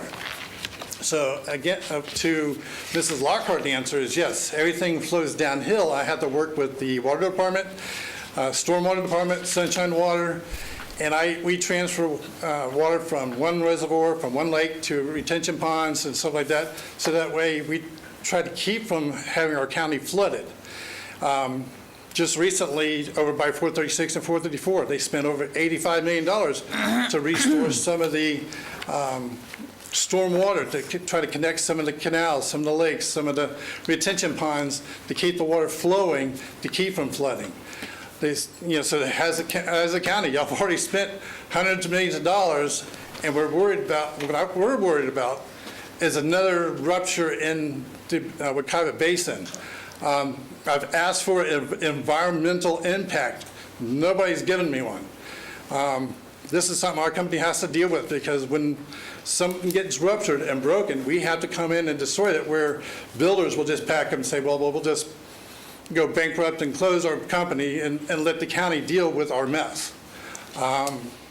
and then that's when they call me in, because I got to go cap these wells, these springs, and this was the past 4 or 5 years, big flooding that's been going on in that particular area. So, and they had to downsize it because of those power lines, and that's why the builder wanted a lot more homes, and now he was forced to, confine it to a smaller area. And they're trying to count the certain acres that's not really theirs. That's part of the Utility Commission's property. Thank you. I don't know. Next speaker, please. Do you have more? Yes. Please read their names. Michael Heidman, Susan Montanez, Mohammed Munier, and Judy Pizzo. And we're almost to the bottom. Almost. Please go ahead, ma'am. I had Cynthia Hayes, 1104 Cambridge Court, Longwood 32779. I live in the Wekiva Hunt Club area. I did send an email in September, but I felt like I needed to update a little bit. I don't claim to understand all things about how land zoning works, but I don't believe this housing is what's best for the community. I've learned more since the original email in September, and I understand that houses will be built in this area most likely at some point with the current zoning. But with missing middle, that means even more housing, and it's denser, just like they talked about. Sorry. Once missing middle is, if it's approved, they will have the green light to build whatever they want. And they can make those promises that they've made, but their experience and their business is multifamily. It's obvious on their website. That's what their experience is, and that's difficult to fight. There's one area I think that they did single family. What they can do and what they will do may be different, and we know business and money dictate that, and not community well-being. Traffic is a big concern. Just drive up and down Sand Lake Road from 6:45 a.m. to 8:30 a.m. Kids getting dropped off, et cetera. After school, there are parents out in the middle of Sand Lake Road making sure that the Pace Brantley kids don't get run over by the cars trying to go around the line of cars going into the school. And somebody mentions that kids had been hurt. The schools and their limited staff in the area. So this is going to increase students, are already under stress adding students outside the zone now, in addition to finding space for those in the zone. And I've worked in the schools, so I know that is a stressor. More people generate more general security and public safety concerns, and the need for added patrols and concerns for EMS routes with delays, utility loads, et cetera. Most importantly, the students walking and biking is a huge safety issue, like I mentioned. There's obvious needs in Seminole County for crossing guards, bus drivers, sheriff department, Seminole County public schools, utilities. They all seem high because I keep seeing all these hiring notices going out in social media, and it's constant for all of these departments. So this is just adding to all of that for departments that apparently aren't able to fill up their spots. This won't be the last property to build, but to double maybe the capacity from the current zoning seems chaotic and possibly irresponsible. Please vote no on this project. We love our community, but we start to feel squeezed out for $1. Thank you for your time and service. Thank you. Next speaker.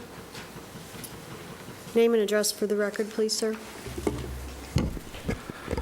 Michael Heidman, 405 Forest Park Circle, Longwood, Florida, 32779. I live in the Forest Park Estates community.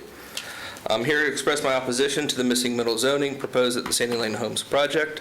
I'm not opposed to development. I make a living off of development. 2/3 of the subject property is already zoned for R1AA for 90-foot lots, which is consistent with the surrounding neighborhood.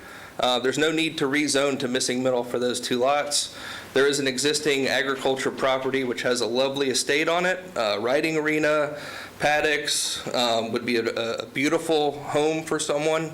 I don't know why the seller is selling that as part of the land. But there's no need to rezone those 2/3 of the property to missing middle. I would support the agriculture rezone to R1AA, but nothing else. There's one thing I want to make clear. We keep hearing this is a single-family home development that's been proposed. Caitlin made it clear in her proposal that the development plan is subject to change. I want to say that again. The development plan is subject to change. You're not here to vote for a development for single-family homes. You're voting for missing middle. That's the concern here. There's no guarantee of housing typology, and the county loses control of ensuring that there is in fact a single-family home developed at this property. For that reason, I ask you to vote no. We heard the applicant state that they specifically picked Missing Middle to increase the density at the lot. The same concern that their commissioner had when he met with the applicant in April of last year was go straight to zoning. Don't do PD, because that will in fact increase density.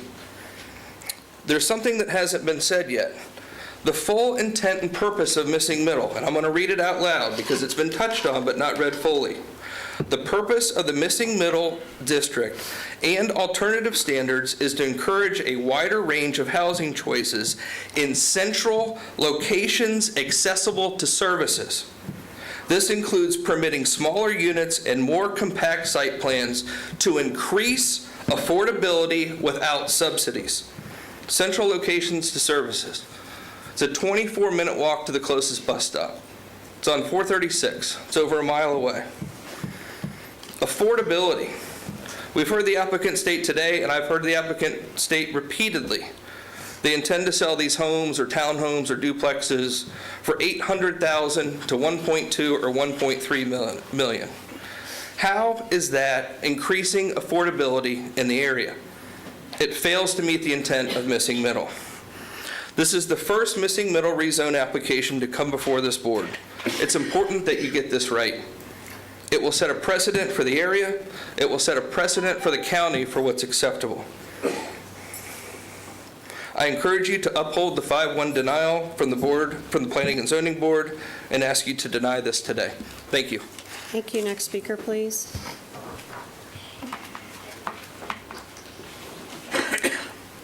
Hello, I'm Susan Montañez, and I live at 3566 Terra Oaks Court in Longwood. And just want to thank you for your time today. And, you know, when I think about this possible rezoning and how it's truly pulled our community together off Sand Lake Road in a weird sort of way, I have to say thank you to them for even bringing this forward, because you can see the passion that we all have. And no disrespect to the person who did the traffic study, but I've lived there since 2000. I work full-time, even through COVID, was going in. I didn't have much traffic then, but the traffic is really bad. We have 4 schools, Lake Brantley High School, Forest City Elementary. We've got Forest Lake with 700 students, and Pace Brantley with, I think, a little over 100. And neither one of those last 2 schools have public transportation.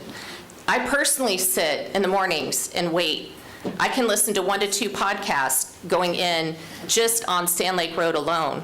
The thought of rezoning to have more homes in our area is crazy. If you come there one morning and you drive down there when school is in, you will understand why. I think there was 16 or 17 of us took off work, made a point to come here. So you can hear from us that it's crazy to rezone in that area. If Seminole County wants to look at a project like this, pick another road that doesn't have 4 schools on it, because it's real. And, you know, time is valuable. And I will go brief because time is valuable, and I hope you all vote no. Thank you. Thank you so much. Good afternoon. My name is Mohammed Munir from 111 Shelley Court, Longview, Florida, 32779. I just live across the Sandy Lane. I'm only came for just one point. I have already sent you guys email with a couple of points. I'm deeply concerned about the school impact. My family has a child with special need, including autism, and multiple times he has come home from school with bruises. And when we asked the principal and teacher about these incidents, we were told that overcrowding is affecting supervision and staffing. That is not just a capacity number on a paper. It is real safety issue for children who need special extra support. Therefore, I would request you to please deny this rezoning. Thank you so much. Thank you. Sir, is that the public school that you're speaking of? Yes, Elementary. Okay. If you would take that up with the public school board, that would be ideal. We have no governance over that. Could you please call the next speakers? Pam Tapley and Gary Rathwell, the final speakers. All right, there we go. Okay. Well, quite a bit of what I was going to say has been said, except I am Judy Pizzo. My husband and I live at 255 New Waterford Place in the Wekiva Cove development, which is at the northeast corner of Sand Lake Road and Line Drive.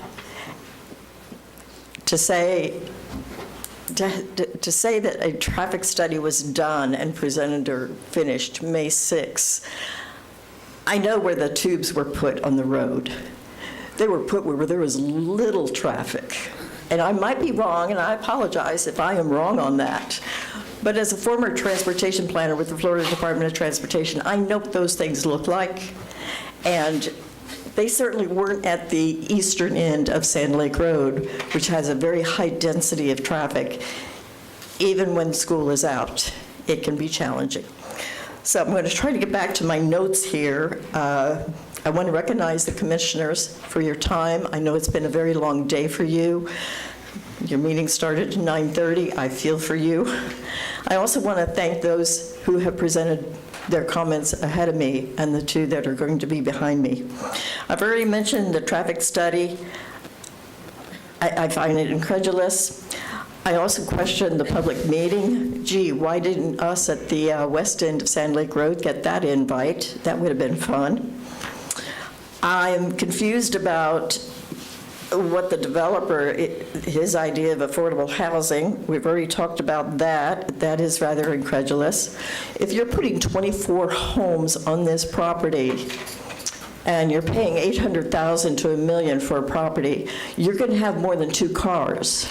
So you're already putting anywhere from 48 to maybe 60 or more cars onto Sand Lake Road at any given time.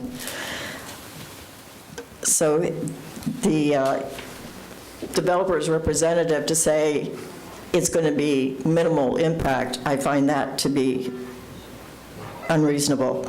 My point is this high-density development is more in line with something you would see in downtown Winter Park, or maybe even try Sanford. This high-density development, if this zoning change goes through, will definitely put a burden on this community and the character of our corridor. I'm asking the board here to understand that how you vote today, it might impact the developer, but he'll get over it. He can always go back to the drawing board and come up with something that is less invasive and less dense. But if you vote yes, it's going to impact a greater group of people. And we're already living with a high-impacted road. I want to thank you for your time and for hearing us today. Thank you for being here. Hi there, and thank you very much for having me today. I'm Pam Tapley, Pace Brantley Preparatory School, head of school.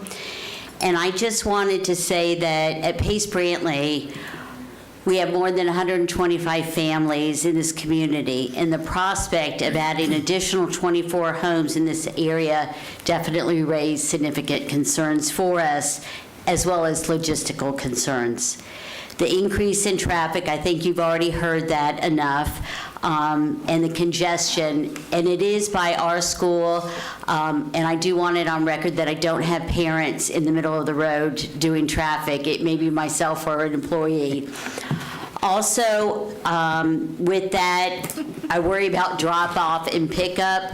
I will tell you that our school in Forest Lake Academy, our parents all do come and drop off and pick up. We do not have any busing into our campuses, so that is a concern.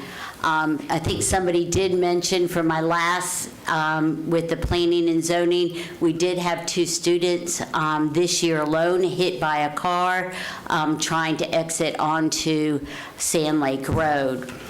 The other is our concern with high volumes of traffic and obviously getting emergency vehicles down Sand Lake Road into our campuses or into the neighborhoods. Because we have the 4 schools, and we also have a preschool on Sand Lake Road as well. I do want to say we're fortunate to be part of a neighborhood where families honor our mission and contribute to our calm and supportive environment for the children of our school with learning differences. The introduction of a high-density housing, particularly at the scale that could result if adjacent to the parcel follows suit, it really would disrupt the balance and create a lasting safety and quality of life challenges for everyone on this corridor. Pace Brantley Preparatory School has been part of this community for over 50 years. We have deep commitment from the families we serve and the neighborhoods that we call home. We respectfully but firmly urge you to consider the full scope of what this zoning would set in motion, not just for one parcel, but for the entire Sand Lake Road corridor before rendering a decision. I thank you very much for your time and your consideration. Thank you. Next speaker, please. My name is Gary Rothwell. I reside at 1433 Vivaldi Place in Longwood, 32779. I live in the subdivision of Bella Vista, which is on the other side of the Pace Brantley School from the Sandy Lane subdivision. Obviously, I get very concerned regarding the possibility of the increased traffic. Right now, when school's in and out, obviously, it is very complicated getting out from our subdivision. We're a gated community, and with the right in and right out only coming from that on Sand Lake, it's going to force all traffic to make a left-hand turn out of Sandy Lane onto Sand Lake Road. With the school there, the kids coming through, I walk my dog constantly back and forth through there, and it's already difficult watching traffic try to turn left, especially when traffic is busier. With you adding 24 homes that have to turn left from there if they're going that direction, there's a downhill that comes from Sand Lake Road down towards this area. It's already, should we say, there's police that often stay at the Pace Brantley watching the traffic speed past there. You add 24, homes trying to turn left from there coming down a sloped road, it's going to add a lot of potential harm, especially the kids in that area. I also live in our subdivision. I'm at the back of the subdivision along the conservation area that's like a dry lake bed. It's kind of the overflow from our community, from the Sandy Hill community. It's all down there. My home resides basically at the edge of the flood zone. I do question when you start building more in this area, how much extra water has to flow back into our area, which is the catchment area. I get concerned about that because literally the flood zone literally sits behind my house. And of course, I worry about property values and getting these types of homes up. And so, but I appreciate your time taking to listen to all of us. This is the first time I've ever been to, let alone spoken to, at one of these meetings. And it's impressive to watch the community and how they pull together and what they're hoping to see out of this. But I would also ask that the rezoning doesn't seem necessary if they can do it another way. Thank you. Thank you very much, sir. Ms. Dreger, is that the last of our speakers? Yes, ma'am. With that, we'll close public comment. I'll give the applicant the opportunity to respond. I would ask that you be as brief as you possibly can.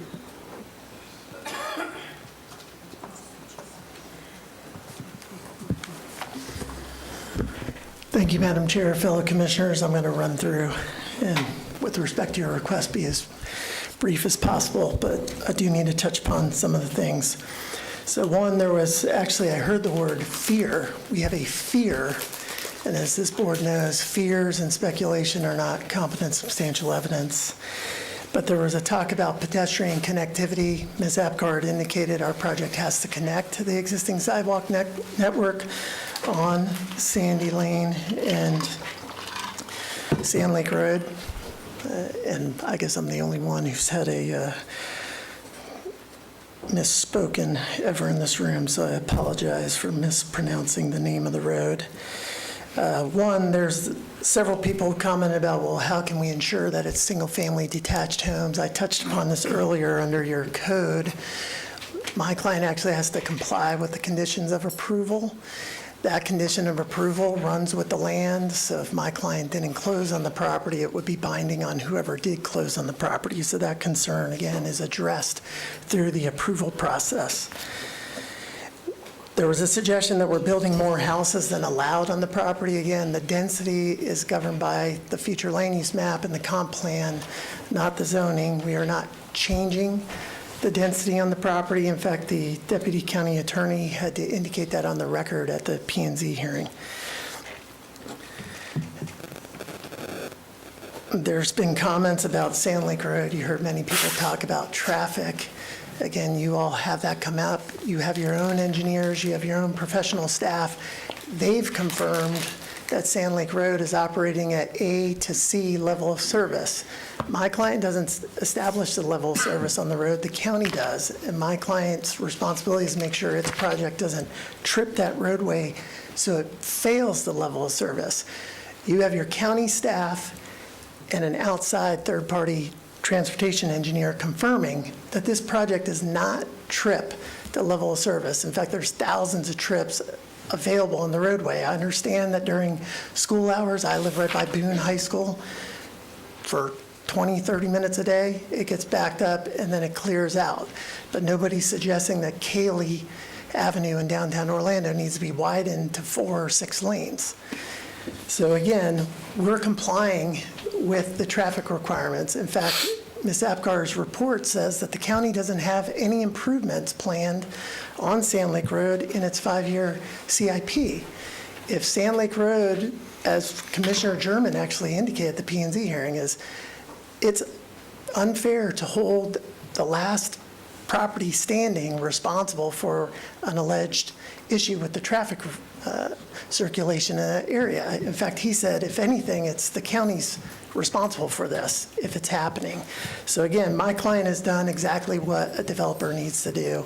In fact, we didn't even need to do the traffic study. I guess I'm reminded of what my grandmother would say, you're darned if you do, you're darned if you don't. At the P&Z, we were told, oh, they didn't do a traffic study. Well, it's because the county's requirements for a subdivision with 50 or fewer homes doesn't require a traffic study.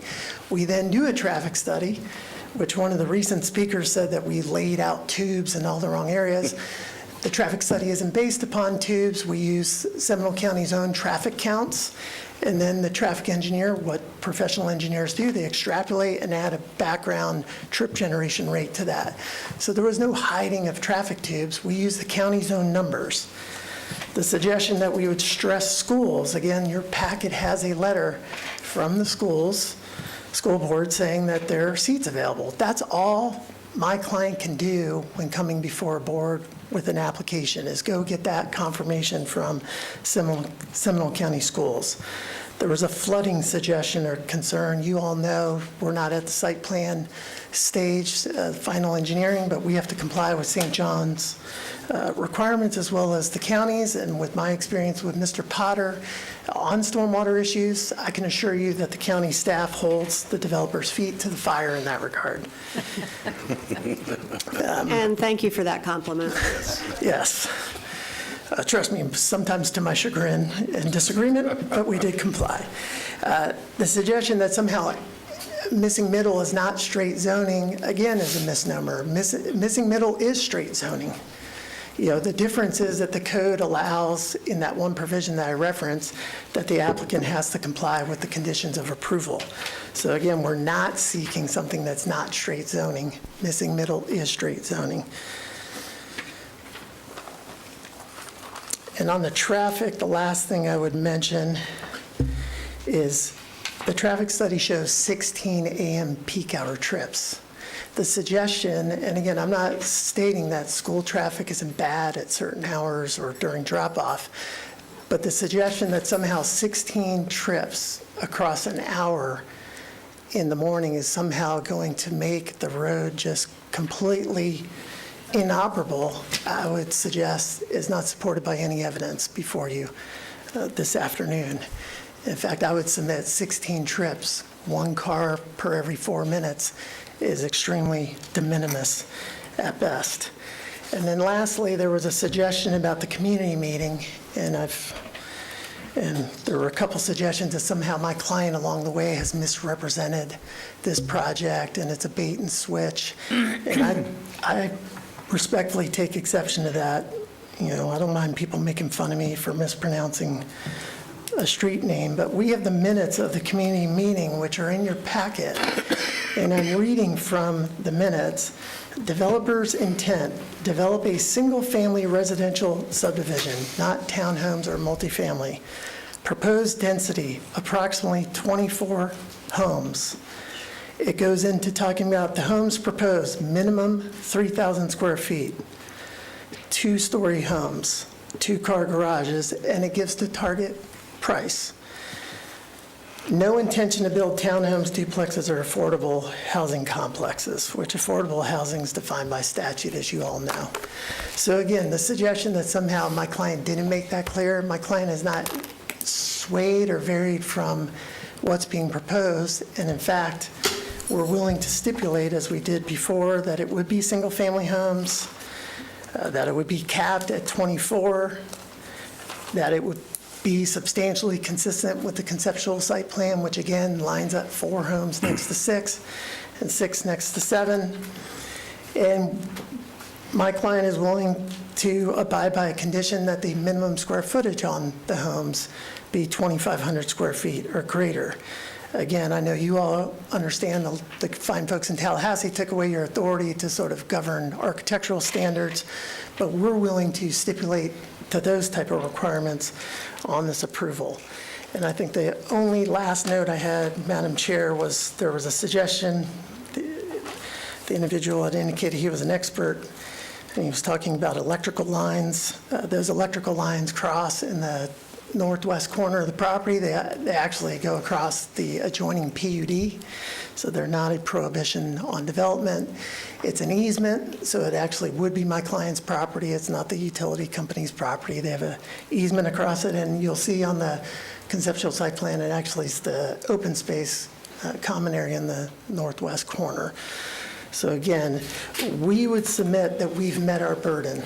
Madam Chair, I know you've heard from a lot of people, and you know I represent neighbors at times, and I'll echo what I said at the P&Z. I don't take away from the sincerity of their comments. They live in the area. They have a vested interest in protecting the area. But what I didn't hear today was anything about my client not meeting its burden, or somehow that the staff made an error and overlooked a provision in your code or comp plan, and we haven't met those requirements. What I heard a lot about was, we don't like the traffic, we're concerned, or we have this fear that they won't be nice houses. We love our area. I think, quite frankly, they prefer that no development go on there. In fact, I don't think folks, based on what they were saying, would like the AM peak hour trips generation from R1A double housing on the property. But again, not a single provision of the code or comp plan was cited by anyone speaking today. So again, I would submit your professional staff's recommendation and report is the competent substantial evidence. And I would ask for this board's support and approval of our requested rezoning with the stipulated conditions on square footage, single-family homes, and no more than 24 lots. Thank you very much. Thank you. All right, I am going to look. Oh, I'm sorry. Pardon me? I'm just wondering, I was asking if public hearing was now closed, because he was part of public hearing, that's all. Well, public comments is now closed. He was a response, yes. So public comment is closed. I'm actually going to ask Deputy County Attorney if there's anything you'd like to add at this point before we start discussing.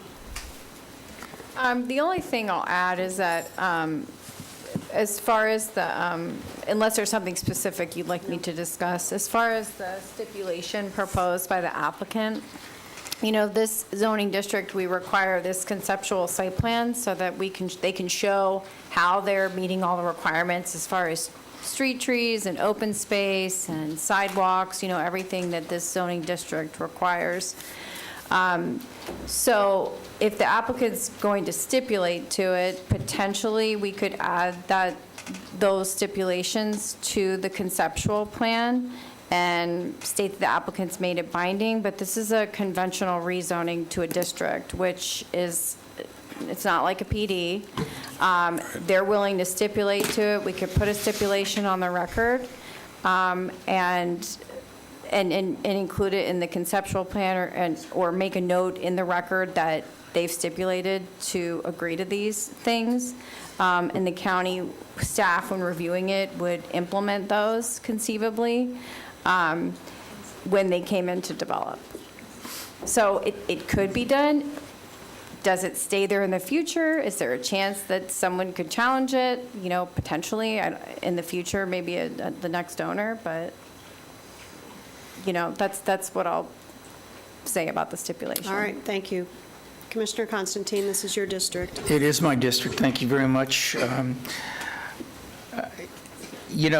just want to start by, thanking Ms. Lockhart for clearing up something when they were said, when we were talking about a meeting that I had with the applicant back in April of last year, and I said, stick to the zoning and you won't have a problem.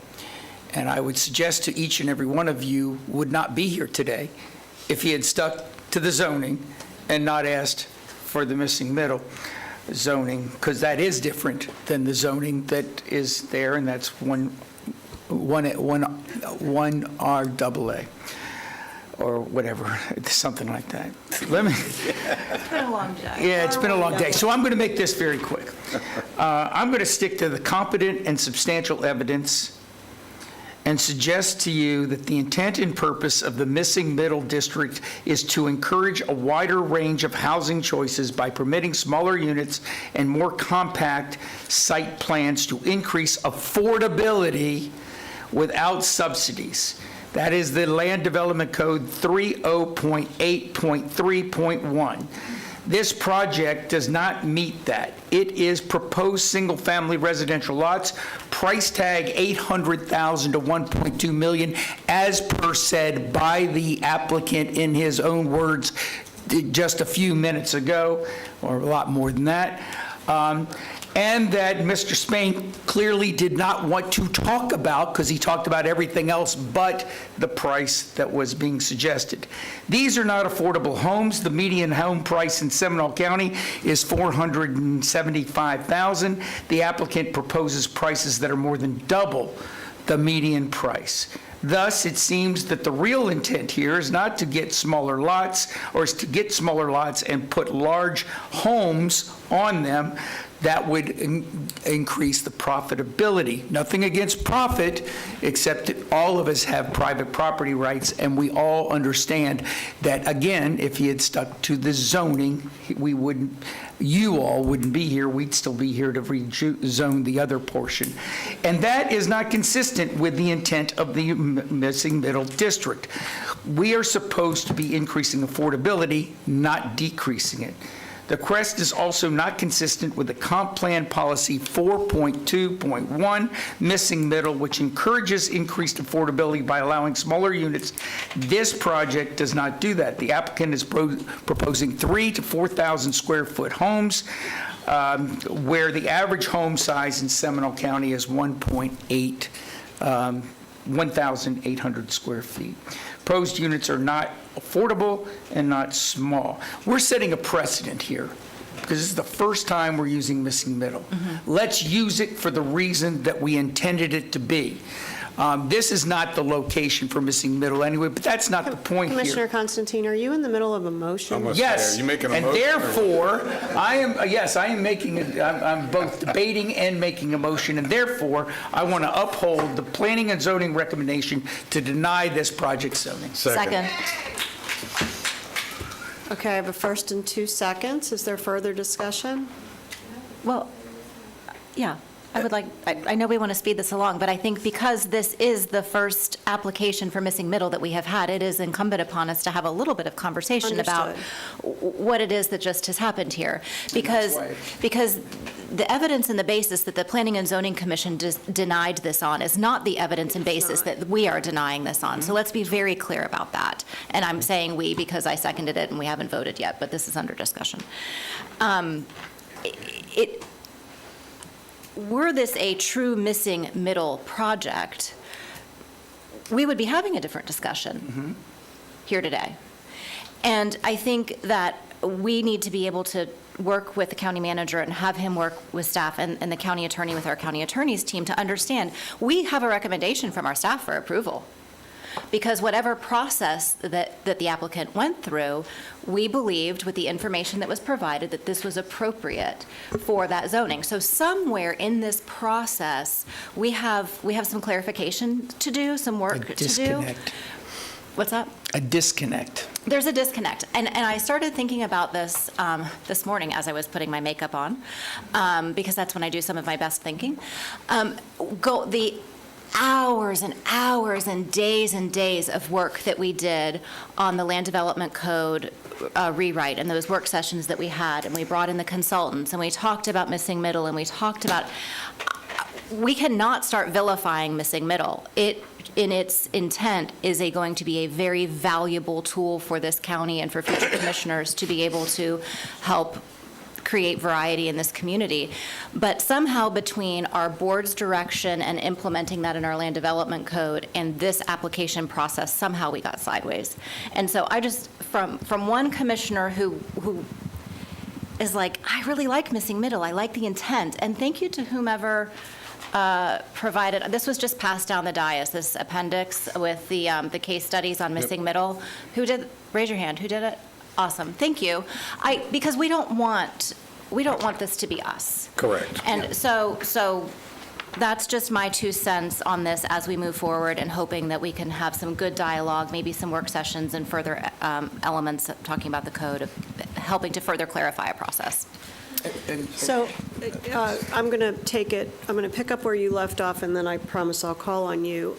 I think there's multiple disconnects.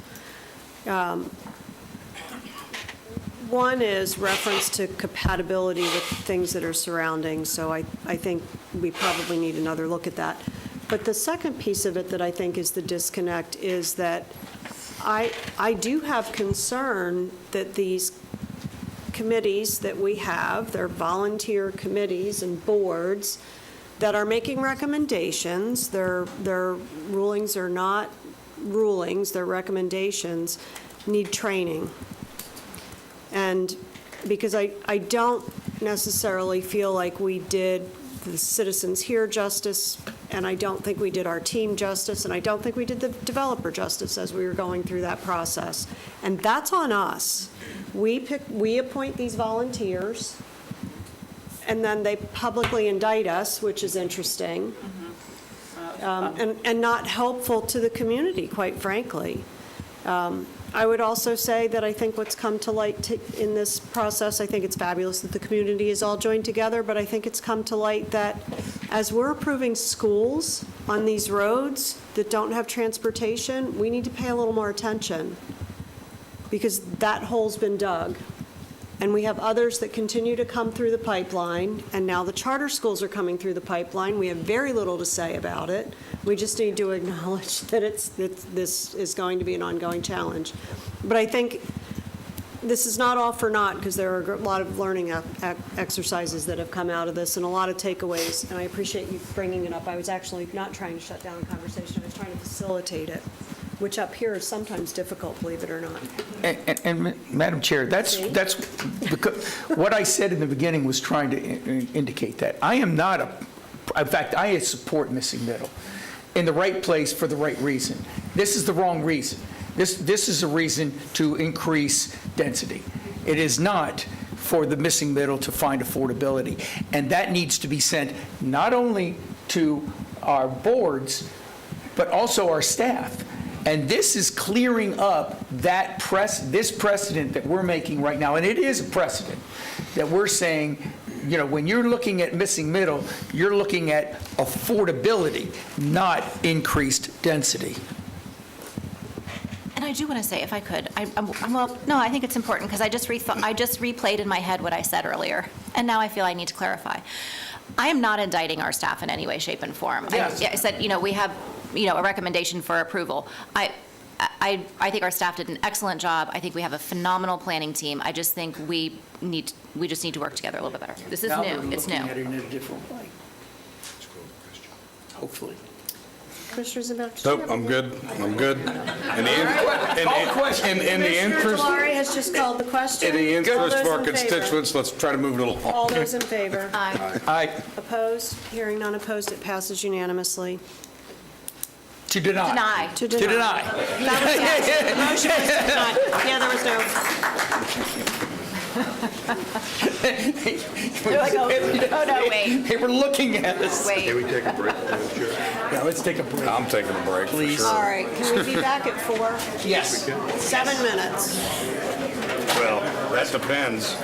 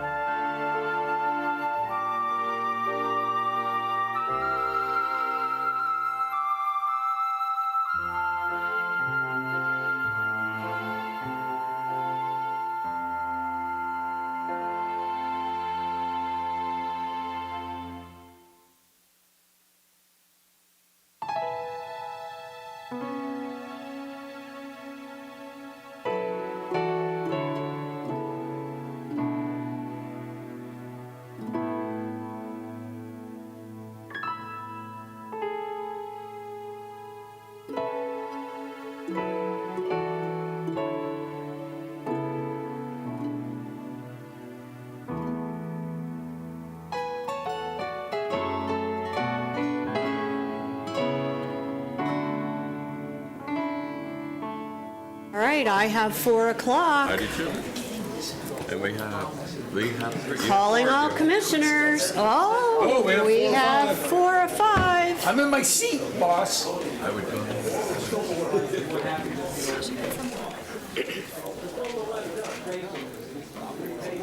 Okay.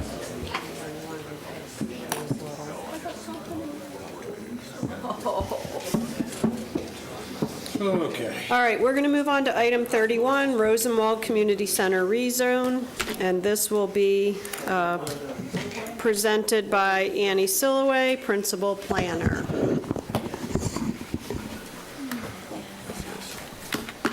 Ready yet? If she comes.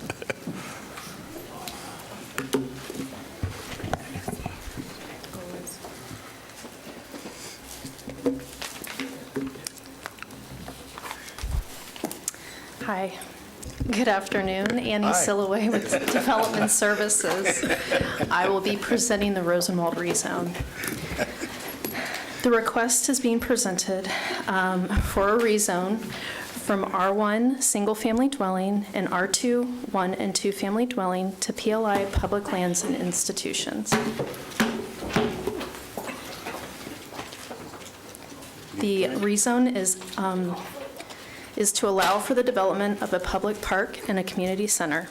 Subject property has a public quasi-public future land use designation which permits a maximum floor area ratio of 0.65. This designation is intended to identify locations suitable for a range of public and quasi-public uses, including but not limited to public and private recreational facilities, educational institutions, and libraries. The subject site is approximately 12 acres and was previously occupied by the historic Rosenwald School in the East Altamont community.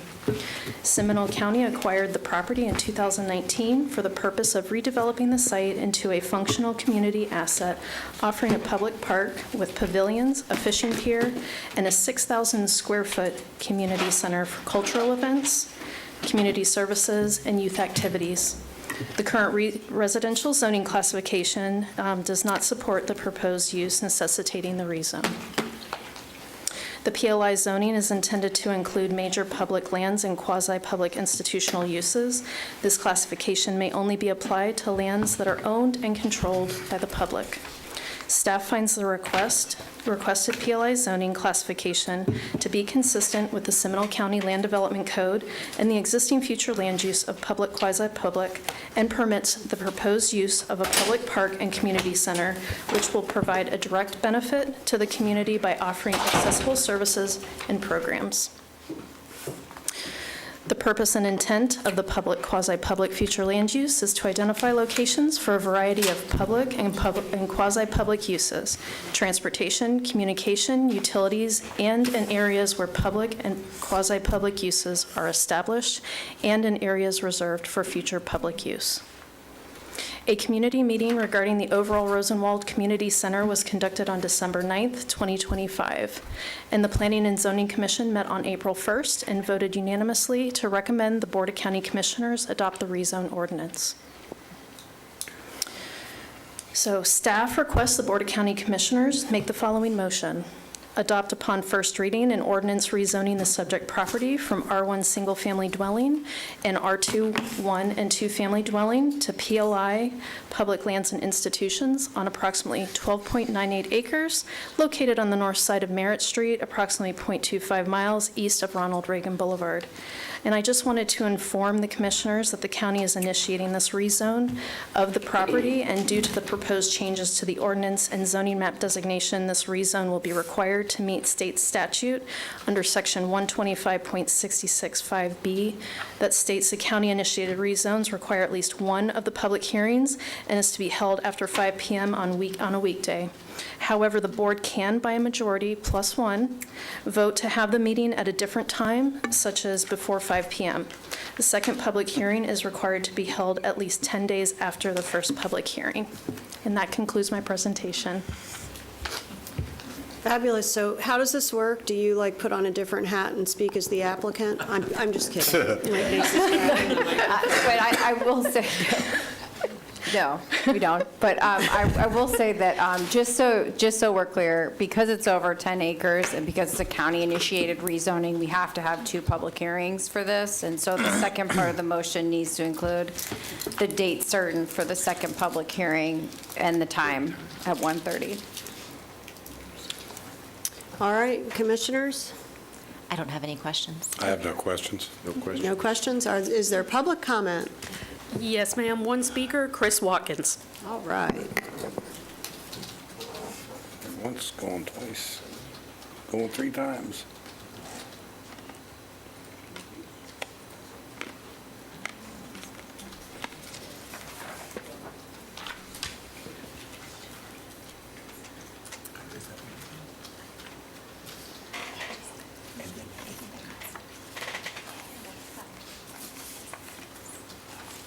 Good evening, everyone. Some of you, long time no see. I used to be very consistent in coming. If you Nonetheless, my name is Christine Watkins. I reside at 639 Lake Mobile Drive, Altamont Springs, 32701. I'm going to make this very brief because I'm very pleased where I understand this is going to go. It's just one question that I have. What was Rosenwald's rezoning prior to the R1? And somewhere along the line, I missed that. Was there a rezoning? What was the zoning prior to the R1, R2? Has it always been that when it was a school too?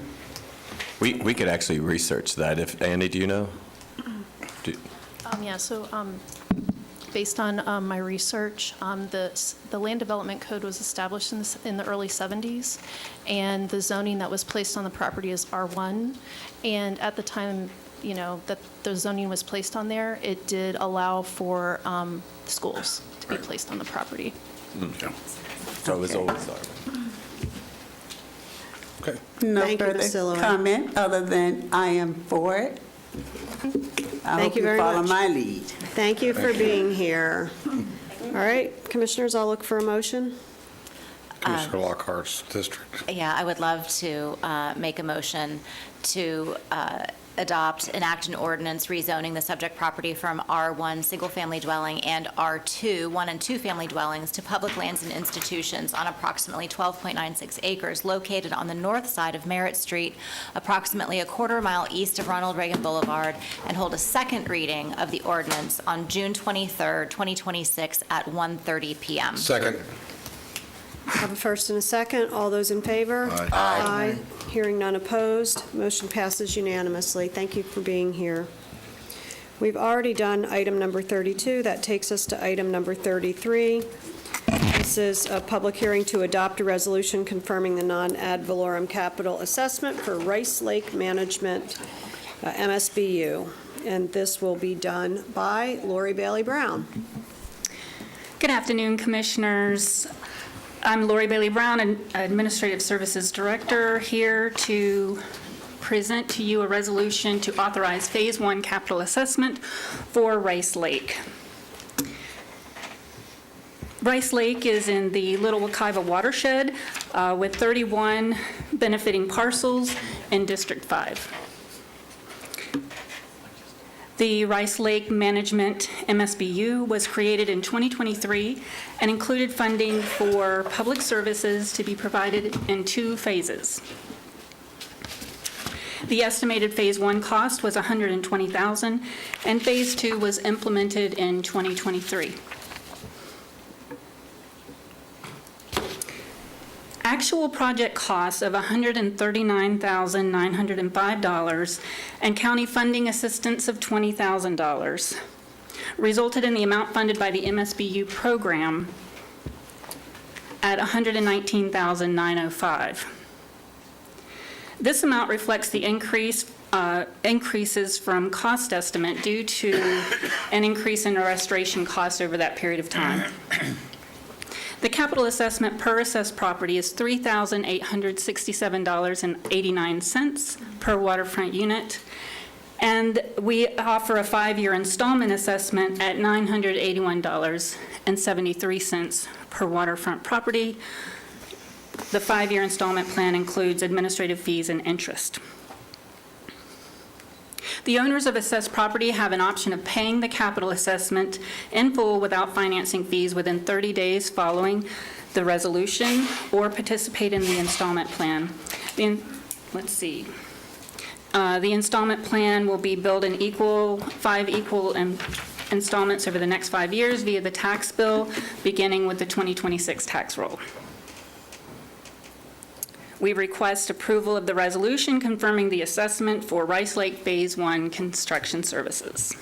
This concludes my presentation. Thank you very much. Is there any public comment? Yes, ma'am. 3 speakers, George speakers. Calvi, Eric Duncan, and Leo Nelson.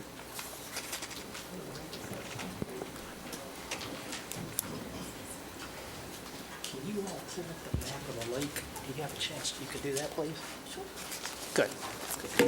Hello, everyone. Name and address for the record, sir. Sorry. Name and address for the record. Eric Duncan, 5 Stonegate North. Thank you very much for your time. Appreciate you pulling up that map. I like visuals. They really help me out. They might help you. I've lived on this lake for 24 years. I live at the very south end of that lake. And I have a home office. I've worked out of my home for many years, so I've seen a lot of what Phase 1 was all about. I spoke to a lot of the people that worked out there. So here's what I'm asking you to do.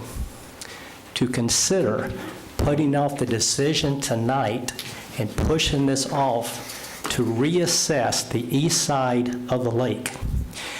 When Phase 1 started, if you can imagine the clock at 2 o'clock, look at the, if you would, the map, at 2 o'clock, that crew of people, I would say they were for 3 weeks, with a front-end loader on cat tracks floating out in the lake for about 3 weeks is my estimate. They started going counterclockwise at the 2 o'clock position, and they finished down there at about between the 5 and 6 o'clock. I live just to the right, it's a, 6:30, let's say. So here's what happened. Phase 1 was mechanical removal of a lot of the vegetation. Phase 1 was mechanical removal. The mechanical removal never did continue on to covering the 13 houses on the east side, which I live, including my neighbors to my left. The mechanical removal did not continue all the way up the east side, okay, for the reasons that they had chosen. My point is, if you came today, the majority of the houses have vegetation so high, so thick, that to not have part of that removed does not seem fair to those of us paying this initial cost. So what I'd like for you to do is to push off your decision. I'm not saying we don't want to pay. I want to say to push off your decision to let the MSBU reassess that east side to see what more could do to be equal to the Phase 1 on the west side of the lake. Okay, if you're looking across the east side to the west side of the lake, you can see a lot of a clean lake shore around there, which most of us were hoping that would happen to us. But if you look at your home where we're at on the east side and you come out, there's a lot of green vegetation that was never touched. No mechanical removal, only spraying was done, according to my assessment. Okay? I don't see any lake staff here. Yeah, Thomas is here. Yeah. I got it, yep. So that's all I'm asking, please, just to delay your decision until that's reassessed. Thank you. So I'm going to just stop. Are you 3 neighbors? Are you all on the same side of the lake? One's at 6:30, one's at 7, and one's at 7:15 on the clock. Oh, there you go. All right. Thank you. So I would like for the, first of all, I want to make sure that we're clear on this. This is a financial decision, not a how we're managing the lake decision that's before us today. That being said, if there's reason for us to put this off, we can put this off. But the assessment, well, I'm not having a discussion, just for the record. I'm not actually looking behind you. So I'm going to look to the county manager to get the right person up to address the management of the lake piece, and then to you to give advice on moving forward or not moving forward based on what we hear. So let's take that step before everyone else speaks, if we're all saying the same thing. Is that fair? I'm looking at you two. All right, let's learn more. And I can have, do you want me to call the staff? I'm looking at you. Yes. Thomas, do you want to come up and give a status of Phase 1? And if it's complete? Thomas Calhoun, Watershed Management Division. Yes, this project was completed about over a year ago. The project consisted of removing invasive vegetation around the lake and the associated material sediment with it. A lot of that work was confined in some areas along the south shoreline. There was a lot of native vegetation there, so we didn't do as much work. Some people say we haven't done any work out there. We also had conservation easements to work around. So I'll also say that when we do these lake management plans and put the budget together, we also put in a contingency reserve. So when situations like this arise, we do have funding to address it. So closing the Phase 1 does not prevent us from addressing the concerns of these residents. So delaying the vote today is not necessarily the step that needs to be taken to do this. But with that, I think we'll hear the rest of the public comment. Is that fair? Correct. Thank you so much for coming up and being called. We may need you again. Sir, name and address for the record. Good afternoon. My name's George Calvi. I've lived at 23 Stonegate North, Longwood 32779 in the Ravensbrook subdivision for 32 years. I love the lake, but unfortunately, I wouldn't know the difference between an invasive and non-invasive plant than I would an organic or standard banana. Yeah. So when we were given a presentation back in February of 2023, it was this beautiful, colorful, almost like, hypnotic type of presentation that our lake was going to be something like we never saw before. And in fact, we were provided with a picture of Myrtle Lake restoration, which I'm sure we can put up if you like, but it's really quite simple. Here was the lake before, it was a total mess, and here was the lake after, and it was absolutely perfect. So now, I'll give you just one simple example. Picture Rice Lake, it's like a kidney, right? So they started counterclockwise, and the reason they started about, 200 yards east of my house, because that's where we have the access for boats and things to get in and out of. So it made sense. So they went counterclockwise. While the workers were there, I approached them a couple of times. Said, hey, how you doing? What's going on? And they said, well, obviously, you're over here, and we're going counterclockwise, and we're here. And eventually, we're going to make it to you. And I said, great, because I think the hurricane that happened, I don't know, 6 months before that, or a year before that, whatever, and the lake was kind of the highest it's ever been. So you can imagine the vegetation went with it, okay? So I'm figuring, okay, they're gonna get around, because as Eric, my neighbor, pointed out, I mean, we had stuff that was 3 and 4 feet high. So I'm thinking, boy, this is gonna get all cleaned up like it is on the other side, which looks perfect. It's wonderful, except they never got there. So then I went and saw the guy again.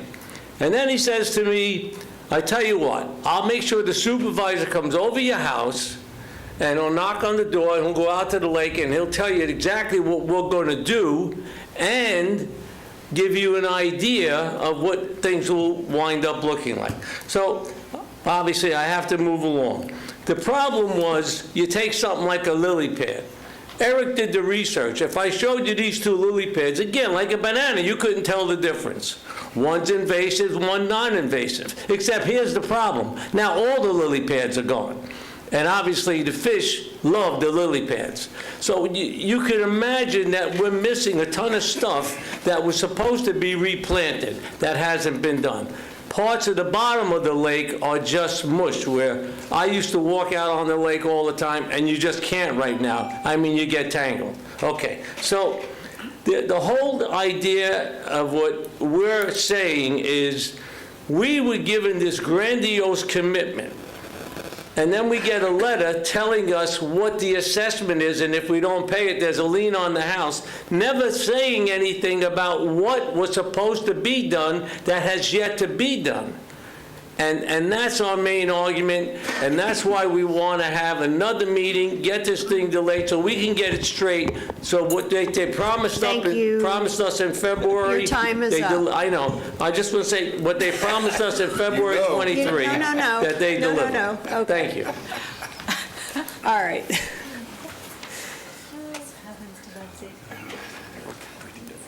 Good afternoon. My name is Leo Nelson, and I reside at 21 Stonegate North, next door to George. And I was given the, God bless me. But at any rate, I was told the same story that George was about across the way from us. They did a grand job of beautifying the shoreline, etc., and they never came our way. The sprayers came our way. In fact, my phone went dead. I was going to show you some pictures. And the guy with the airboat came out there with his sprayer. And I have a small floating dock, and I have a small bass boat there that was fairly new at the time when I put it there. And I asked the guy to be careful about spraying the thing, and he made some sarcastic remark to me. And I made several phone calls to try to get someone to call me back about what they sprayed on the dock as well as my boat. And it's got cloth seats, and the money's not the issue, but the chemical that they sprayed on the dock as well as the boat deteriorated the seats. I mean, granted, the sun has a lot to do with it, but I fold them down. But the chemical, number one, that they sprayed on the dock as well as the boat did something to both. But getting back to the main deal with all the vegetation on our side of the lake is a complete opposite of what you see across the lake. And like George said, the water in front of our house, you go in the water and it's muck. It's not dirt or mud, it's mush. I mean, the plants below the surface is nothing but mush. But at any rate, I just think some questions need to be answered as far as, what we're paying versus what we're getting. So. All right, thank you very much. So this is my district. Is that a question? And just not getting any correspondence and not getting a call back. Understood.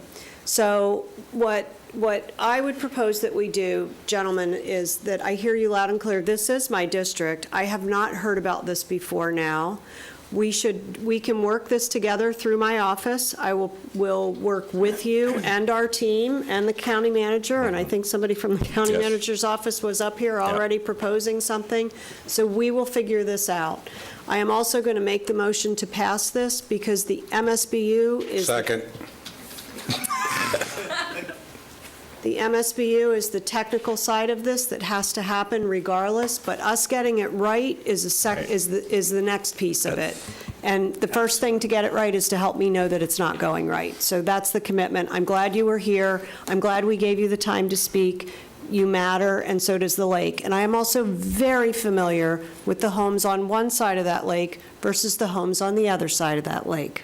This is my neighborhood, so I get it. I understand, I hear you. So with that, I'm going to move to adopt upon first reading an ordinance reason. No, I'm not. Is that the right one? Requested action, I'm going to approve and authorize the chairman to execute a final rate resolution confirming the not ad valorem capital assessment for Rice Lake Lake Management Services, MSBU, for completed Phase 1 services. Second. Any further discussion? Hearing no further discussion. All those in favor? Aye. Opposed? No. Passes unanimously. One of you needs to reach out to my office, or I can get your name off of the sign-in sheet. Thank you very much for being And here. we'll follow up with you, Thank you. Madam Chairman. Get her done. All right, here comes Guy, the man with one name. Item number 34. He's been so successful today, you'd think he would not come back. For the record, Guy Cunha, Director of Economic Development and Tourism for Seminole County. So per the Tourism Improvement District Ordinance 2024-12 enacted in May 2024, I present to you the TID resolution assessment. So, assessment resolution. So total qualified rooms is 5,077 with a term of 10 years unless tied to a bond. The estimated gross TID revenue is still 3.2 million. The assessment per room per day is $1.75. The assessment began on April 1st, 2025 with the first collection on May 20th, 2025. TID and TDT are collected at the same time on a monthly schedule per the Seminole County tax collector. So requested action is adopt the Seminole County Tourism Improvement District Assessment Resolution. Commissioners? Do we hear from the public? Oh, public comment. Clearly, we don't have anybody for this. Yes, One you do. speaker. We do! Yay! It's John Doan. John Doe. What time do we get 5:15. Hey guys. My name is John Doan. I am speaking on behalf of the Days Inn in Fern Park. We're located on 8245 South US Highway, 1792. We are a family-owned hotel, and I appreciate the opportunity to speak today regarding the proposed Seminole County Tourism Improvement District Assessment. First, I do want to say that we support responsible tourism growth and economic development in Seminole County. We understand the vision behind investing in sports tourism and future projects. However, we are deeply concerned about how this assessment is structured and the disproportionate burden it places on smaller independent hotels like ours. According to notice provided by the county, the proposed assessment is a fixed charge of $1.75 per night per room available for occupancy. The key issue is that this assessment applies regardless of whether rooms are actually occupied or generating revenue. Our hotel has 75 total rooms. Under the current structure, our family hotel is projected to pay nearly $48,000 annually based on our total room inventory, despite operating at only approximately 40% occupancy. That equals to nearly $4,000 per month, additional costs for a small independent hotel already struggling with rising operational expenses. In 2025, we had approximately 10,923 occupied room nights out of approximately 27,000 available room nights for the year, which equals to roughly about 40% occupancy. In 2024, we had approximately 11,000 occupied rooms out of approximately 27,450 available rooms, still around 41% occupancy. That means nearly 60% of our rooms remained vacant throughout much of the year. Despite that reality, our hotel is still being assessed based largely on total room inventory rather than actual occupancy performance or revenue generation. Another major concern is location and actual economic benefit. As shown, I don't know if you guys have the map of the SCTID, but our hotel is located at the very, very southeast corner, where we're right on the border of Orange County and Seminole County. Our property is about 20 miles away from the Sanford and Lake Mary Sports Tourism Corridor, where the county's sports tourism investments and proposed developments are centered. Hotels located directly near those venues are much more likely to benefit from the tourism traffic. Our hotel, located near the outer edge of the district, will likely only receive limited overflow, if any at all. Yet, Yet under the current structure, smaller family-owned hotels like ours are effectively being assessed similarly despite very different levels of expected economic benefit. We are not asking to avoid contributing to the community. We are simply asking for a fair and balanced approach. This notice states that the board may approve the assessment with such amendments as it deems just and right. We respectfully ask the board to consider amendments such as occupancy-based adjustments, relief for vacant rooms, and reduced rates for smaller and independent hotels, or geographically consideration for hotels located outside the primary tourism. Thank you for being here. Thank you for being here, Commissioner you. Delary. How many rooms do you have? 75. 75. Yeah, you just went over the, because I know if it's, what's it, 60? 60 or below. Yeah. Don't have a comment for you. Thank you. Thank you. Thank you. Are there any other public comments? No, ma'am. We'll close public comment. Madam Chair, I move a motion to adopt the Seminole County Tourism Improvement District Assessment Resolution. Second. I have a motion and a second. Any discussion? All those in favor? Aye. Opposed? Hearing none, it passes unanimously. That would be fabulous.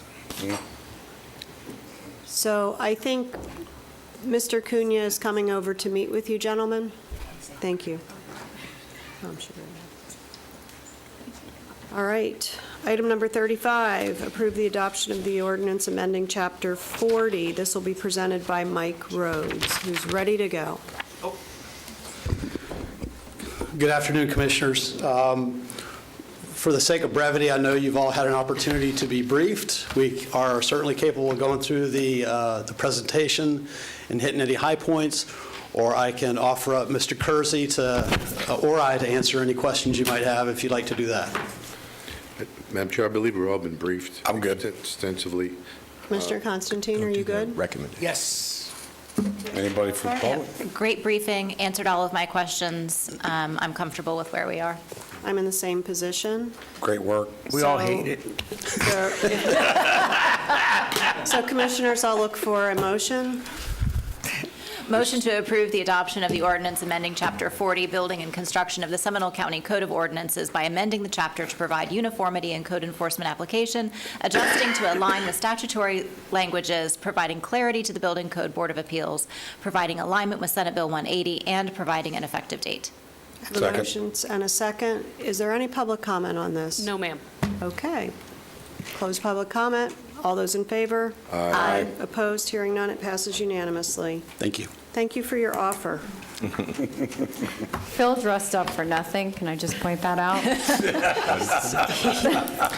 We were wondering, Can we just I take a asked him minute? if he was here selling something today, and Take he a did minute? say yes. I was just so proud to hear from both of our county attorneys' offices as well as their offices that they are All right. not going to We are try to getting close reduce here. any more. They're going to not reduce. Oh, never mind. Okay. I was going to say something important, okay? I know, but we'll wait for that. Okay. Item number 36, we have Mr. Jex ready to present. Yes, Mid-year BAR. Thank you. I'm Timothy Jex with the Office of Management and Budget. Item number 36 is our annual mid-year BAR to true up countywide fund balances. This item was publicly advertised on the county's website on Thursday, May 7th. The primary purpose of this BAR is to reconcile budgeted FY26 beginning fund balances to the actual final fund equities reported in the 2025 ACFR. The total amount of the BAR is $61.8 million, which includes $35 million in countywide fund balance adjustments. That's 2% of the total countywide budget. There's also $23 million in interfund transfers, the largest of which is $15 million within the Water and Sewer Capital Fund. And we have $3.8 million related to budgets for grant agreements in public works and water utilities.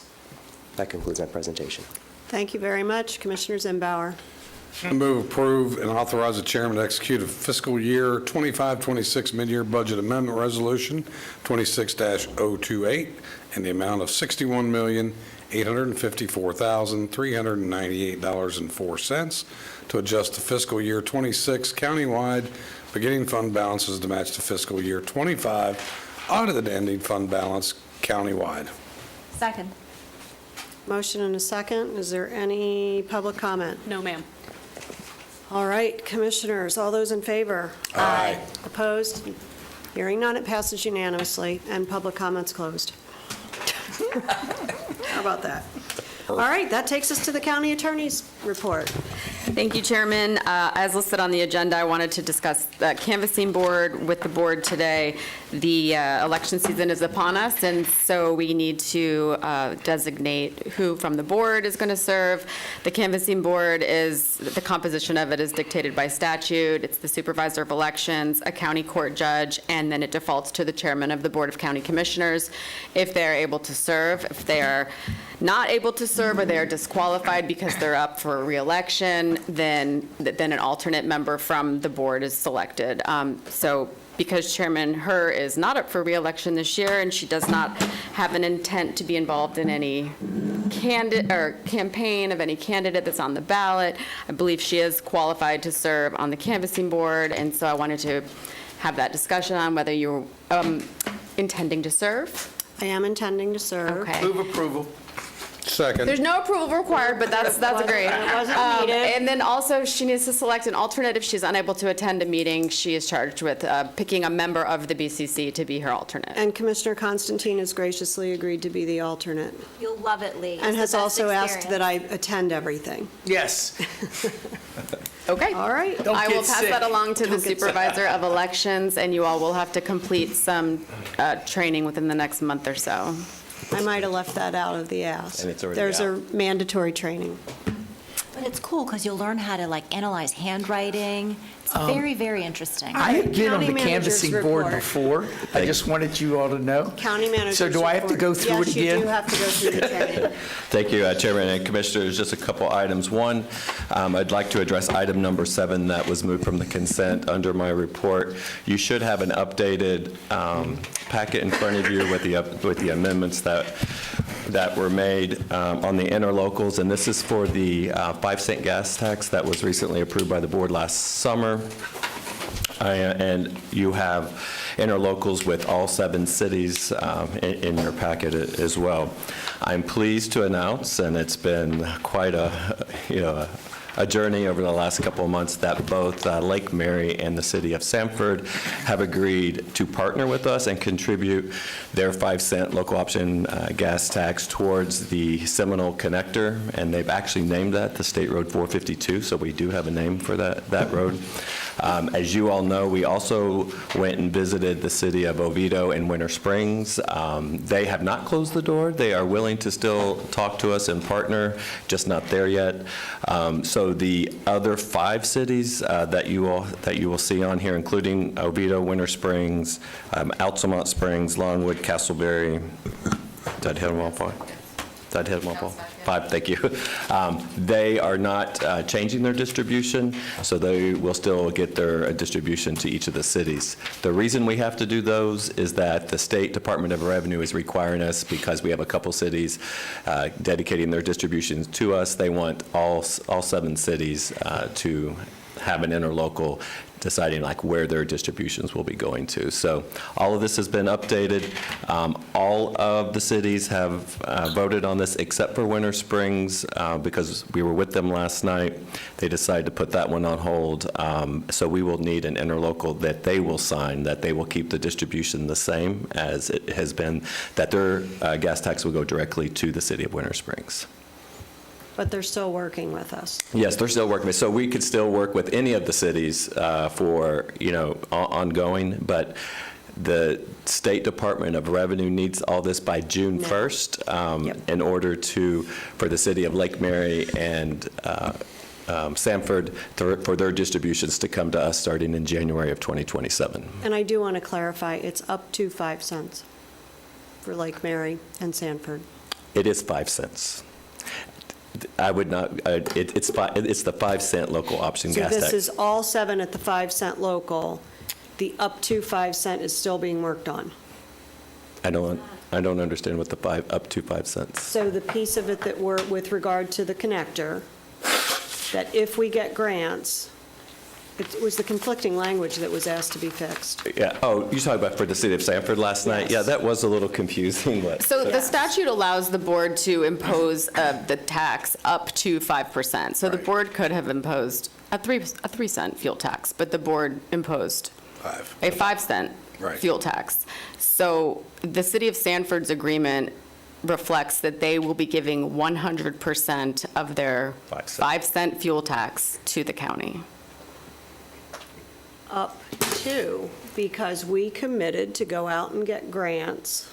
Yes. And the agreement also provides that if the Yes. grants are obtained, that money will be put towards the city's contributions first in a pro rata share to what they contributed. Exactly. So that is also So the addressed. initial distribution, because I don't want them to say that we're doing something different here than we said we would do. The initial distribution will be the 5 cents, and then should we get grants, there would be pro rata credit Reductions. reduction to it back. Correct. That is correct, and That that's is what the correct. agreement That does align reflects. with what was voted Yes. on last night. Yes, sorry, I didn't understand the up to 5 cents, so. Yes. I get it.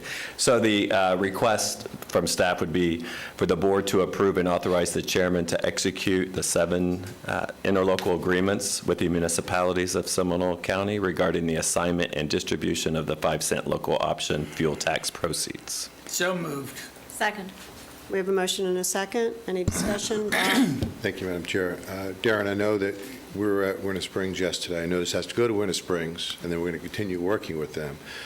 Can we let the city manager know that even though we're still working with them, they still have to sign this so that there's no confusion? Yes, I already have. I've already talked to the city manager. I think we need to put that in writing. Okay. I would concur.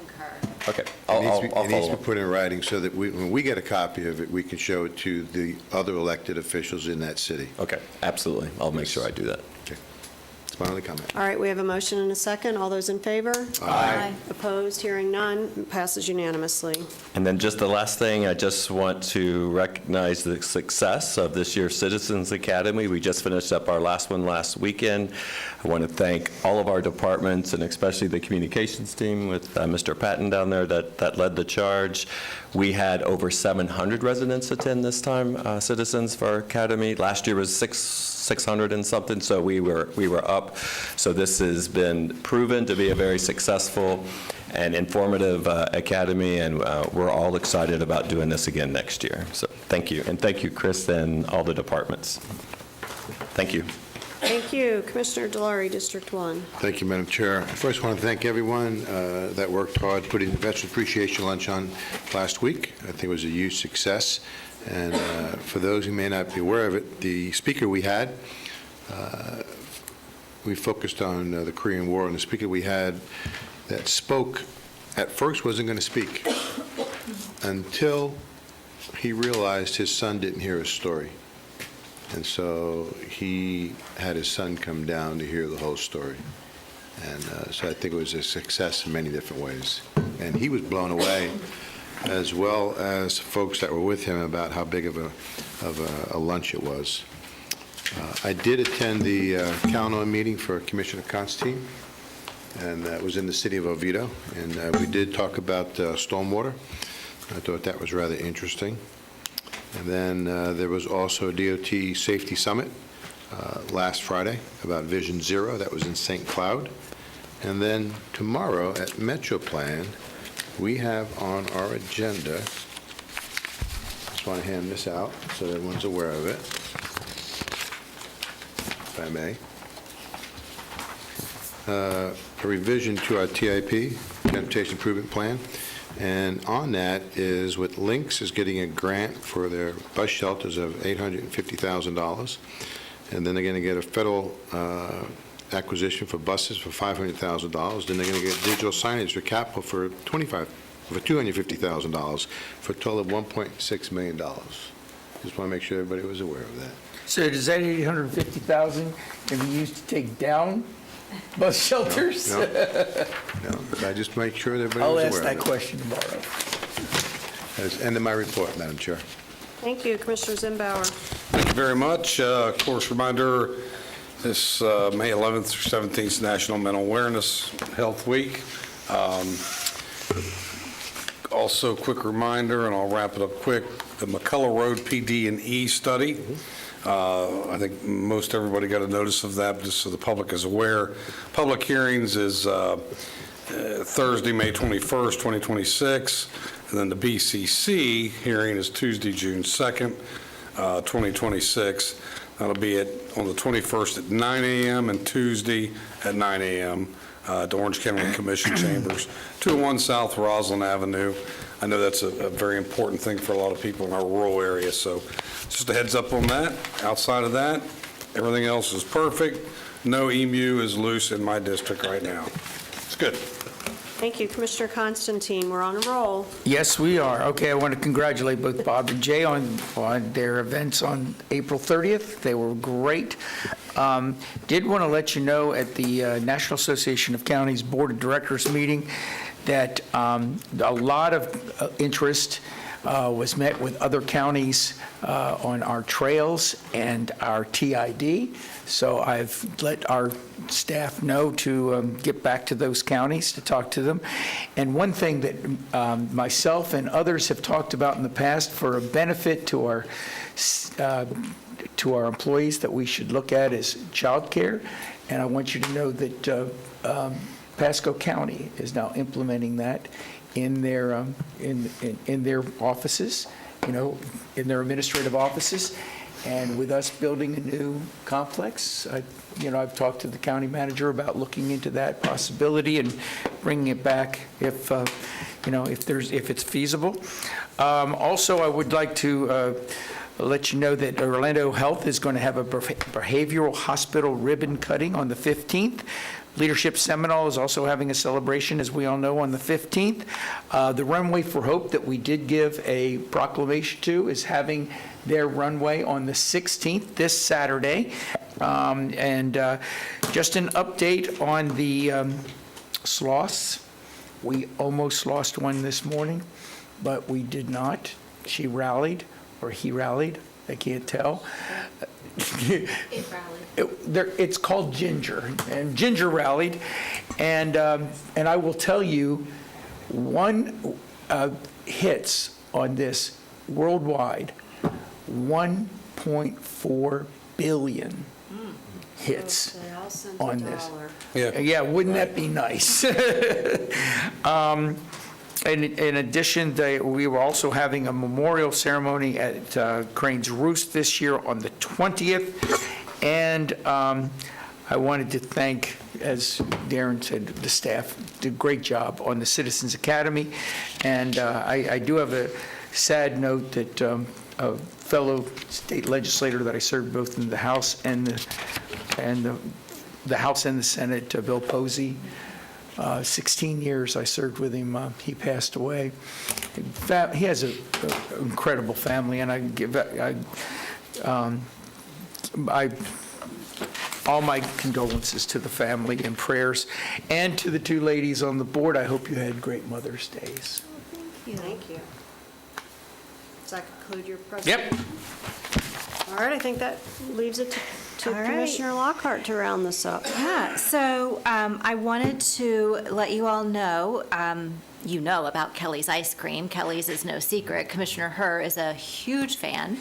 But what you may not know is that Kelly's has moved their manufacturing facility from Orange County to Seminole County recently. I did not know that. I know. We're super users. It's a huge get, and the Seminole Chamber has done a little a video welcoming them to the county and highlighting them and what have you. And so their newest location is actually in my district on Lake Mary Boulevard in the Home Goods TJ Maxx shopping center. So that's incredibly convenient. So anyway, had a great time welcoming them and doing a quick little video. A great veterans luncheon. Shout out to everybody involved in putting that together. It's fantastic. The America 250 truck tour that was in Winter Springs, I wasn't quite sure what I was going to walk into with that event, but it really, if you have an opportunity and you're somewhere in Florida and you see that there are 8 or 9 of these trucks around the country, it's an 18-wheeler that has been converted with a side pop-out that you can walk through it and get like a very high-tech, cool experience tour of the forming of our country for America 250, and it's just very well done. It was very cool. I wasn't sure what to expect. congratulations to everyone at Seminole State. We had our spring commencement, highest graduation attendance ever. 763 graduates actually walked. It's harder at some of our state colleges to encourage people to walk, but they had, it was just fantastic. The celebration was great. Attended the Foundation for Seminole County Public Schools Donor Appreciation Event, another great collaboration.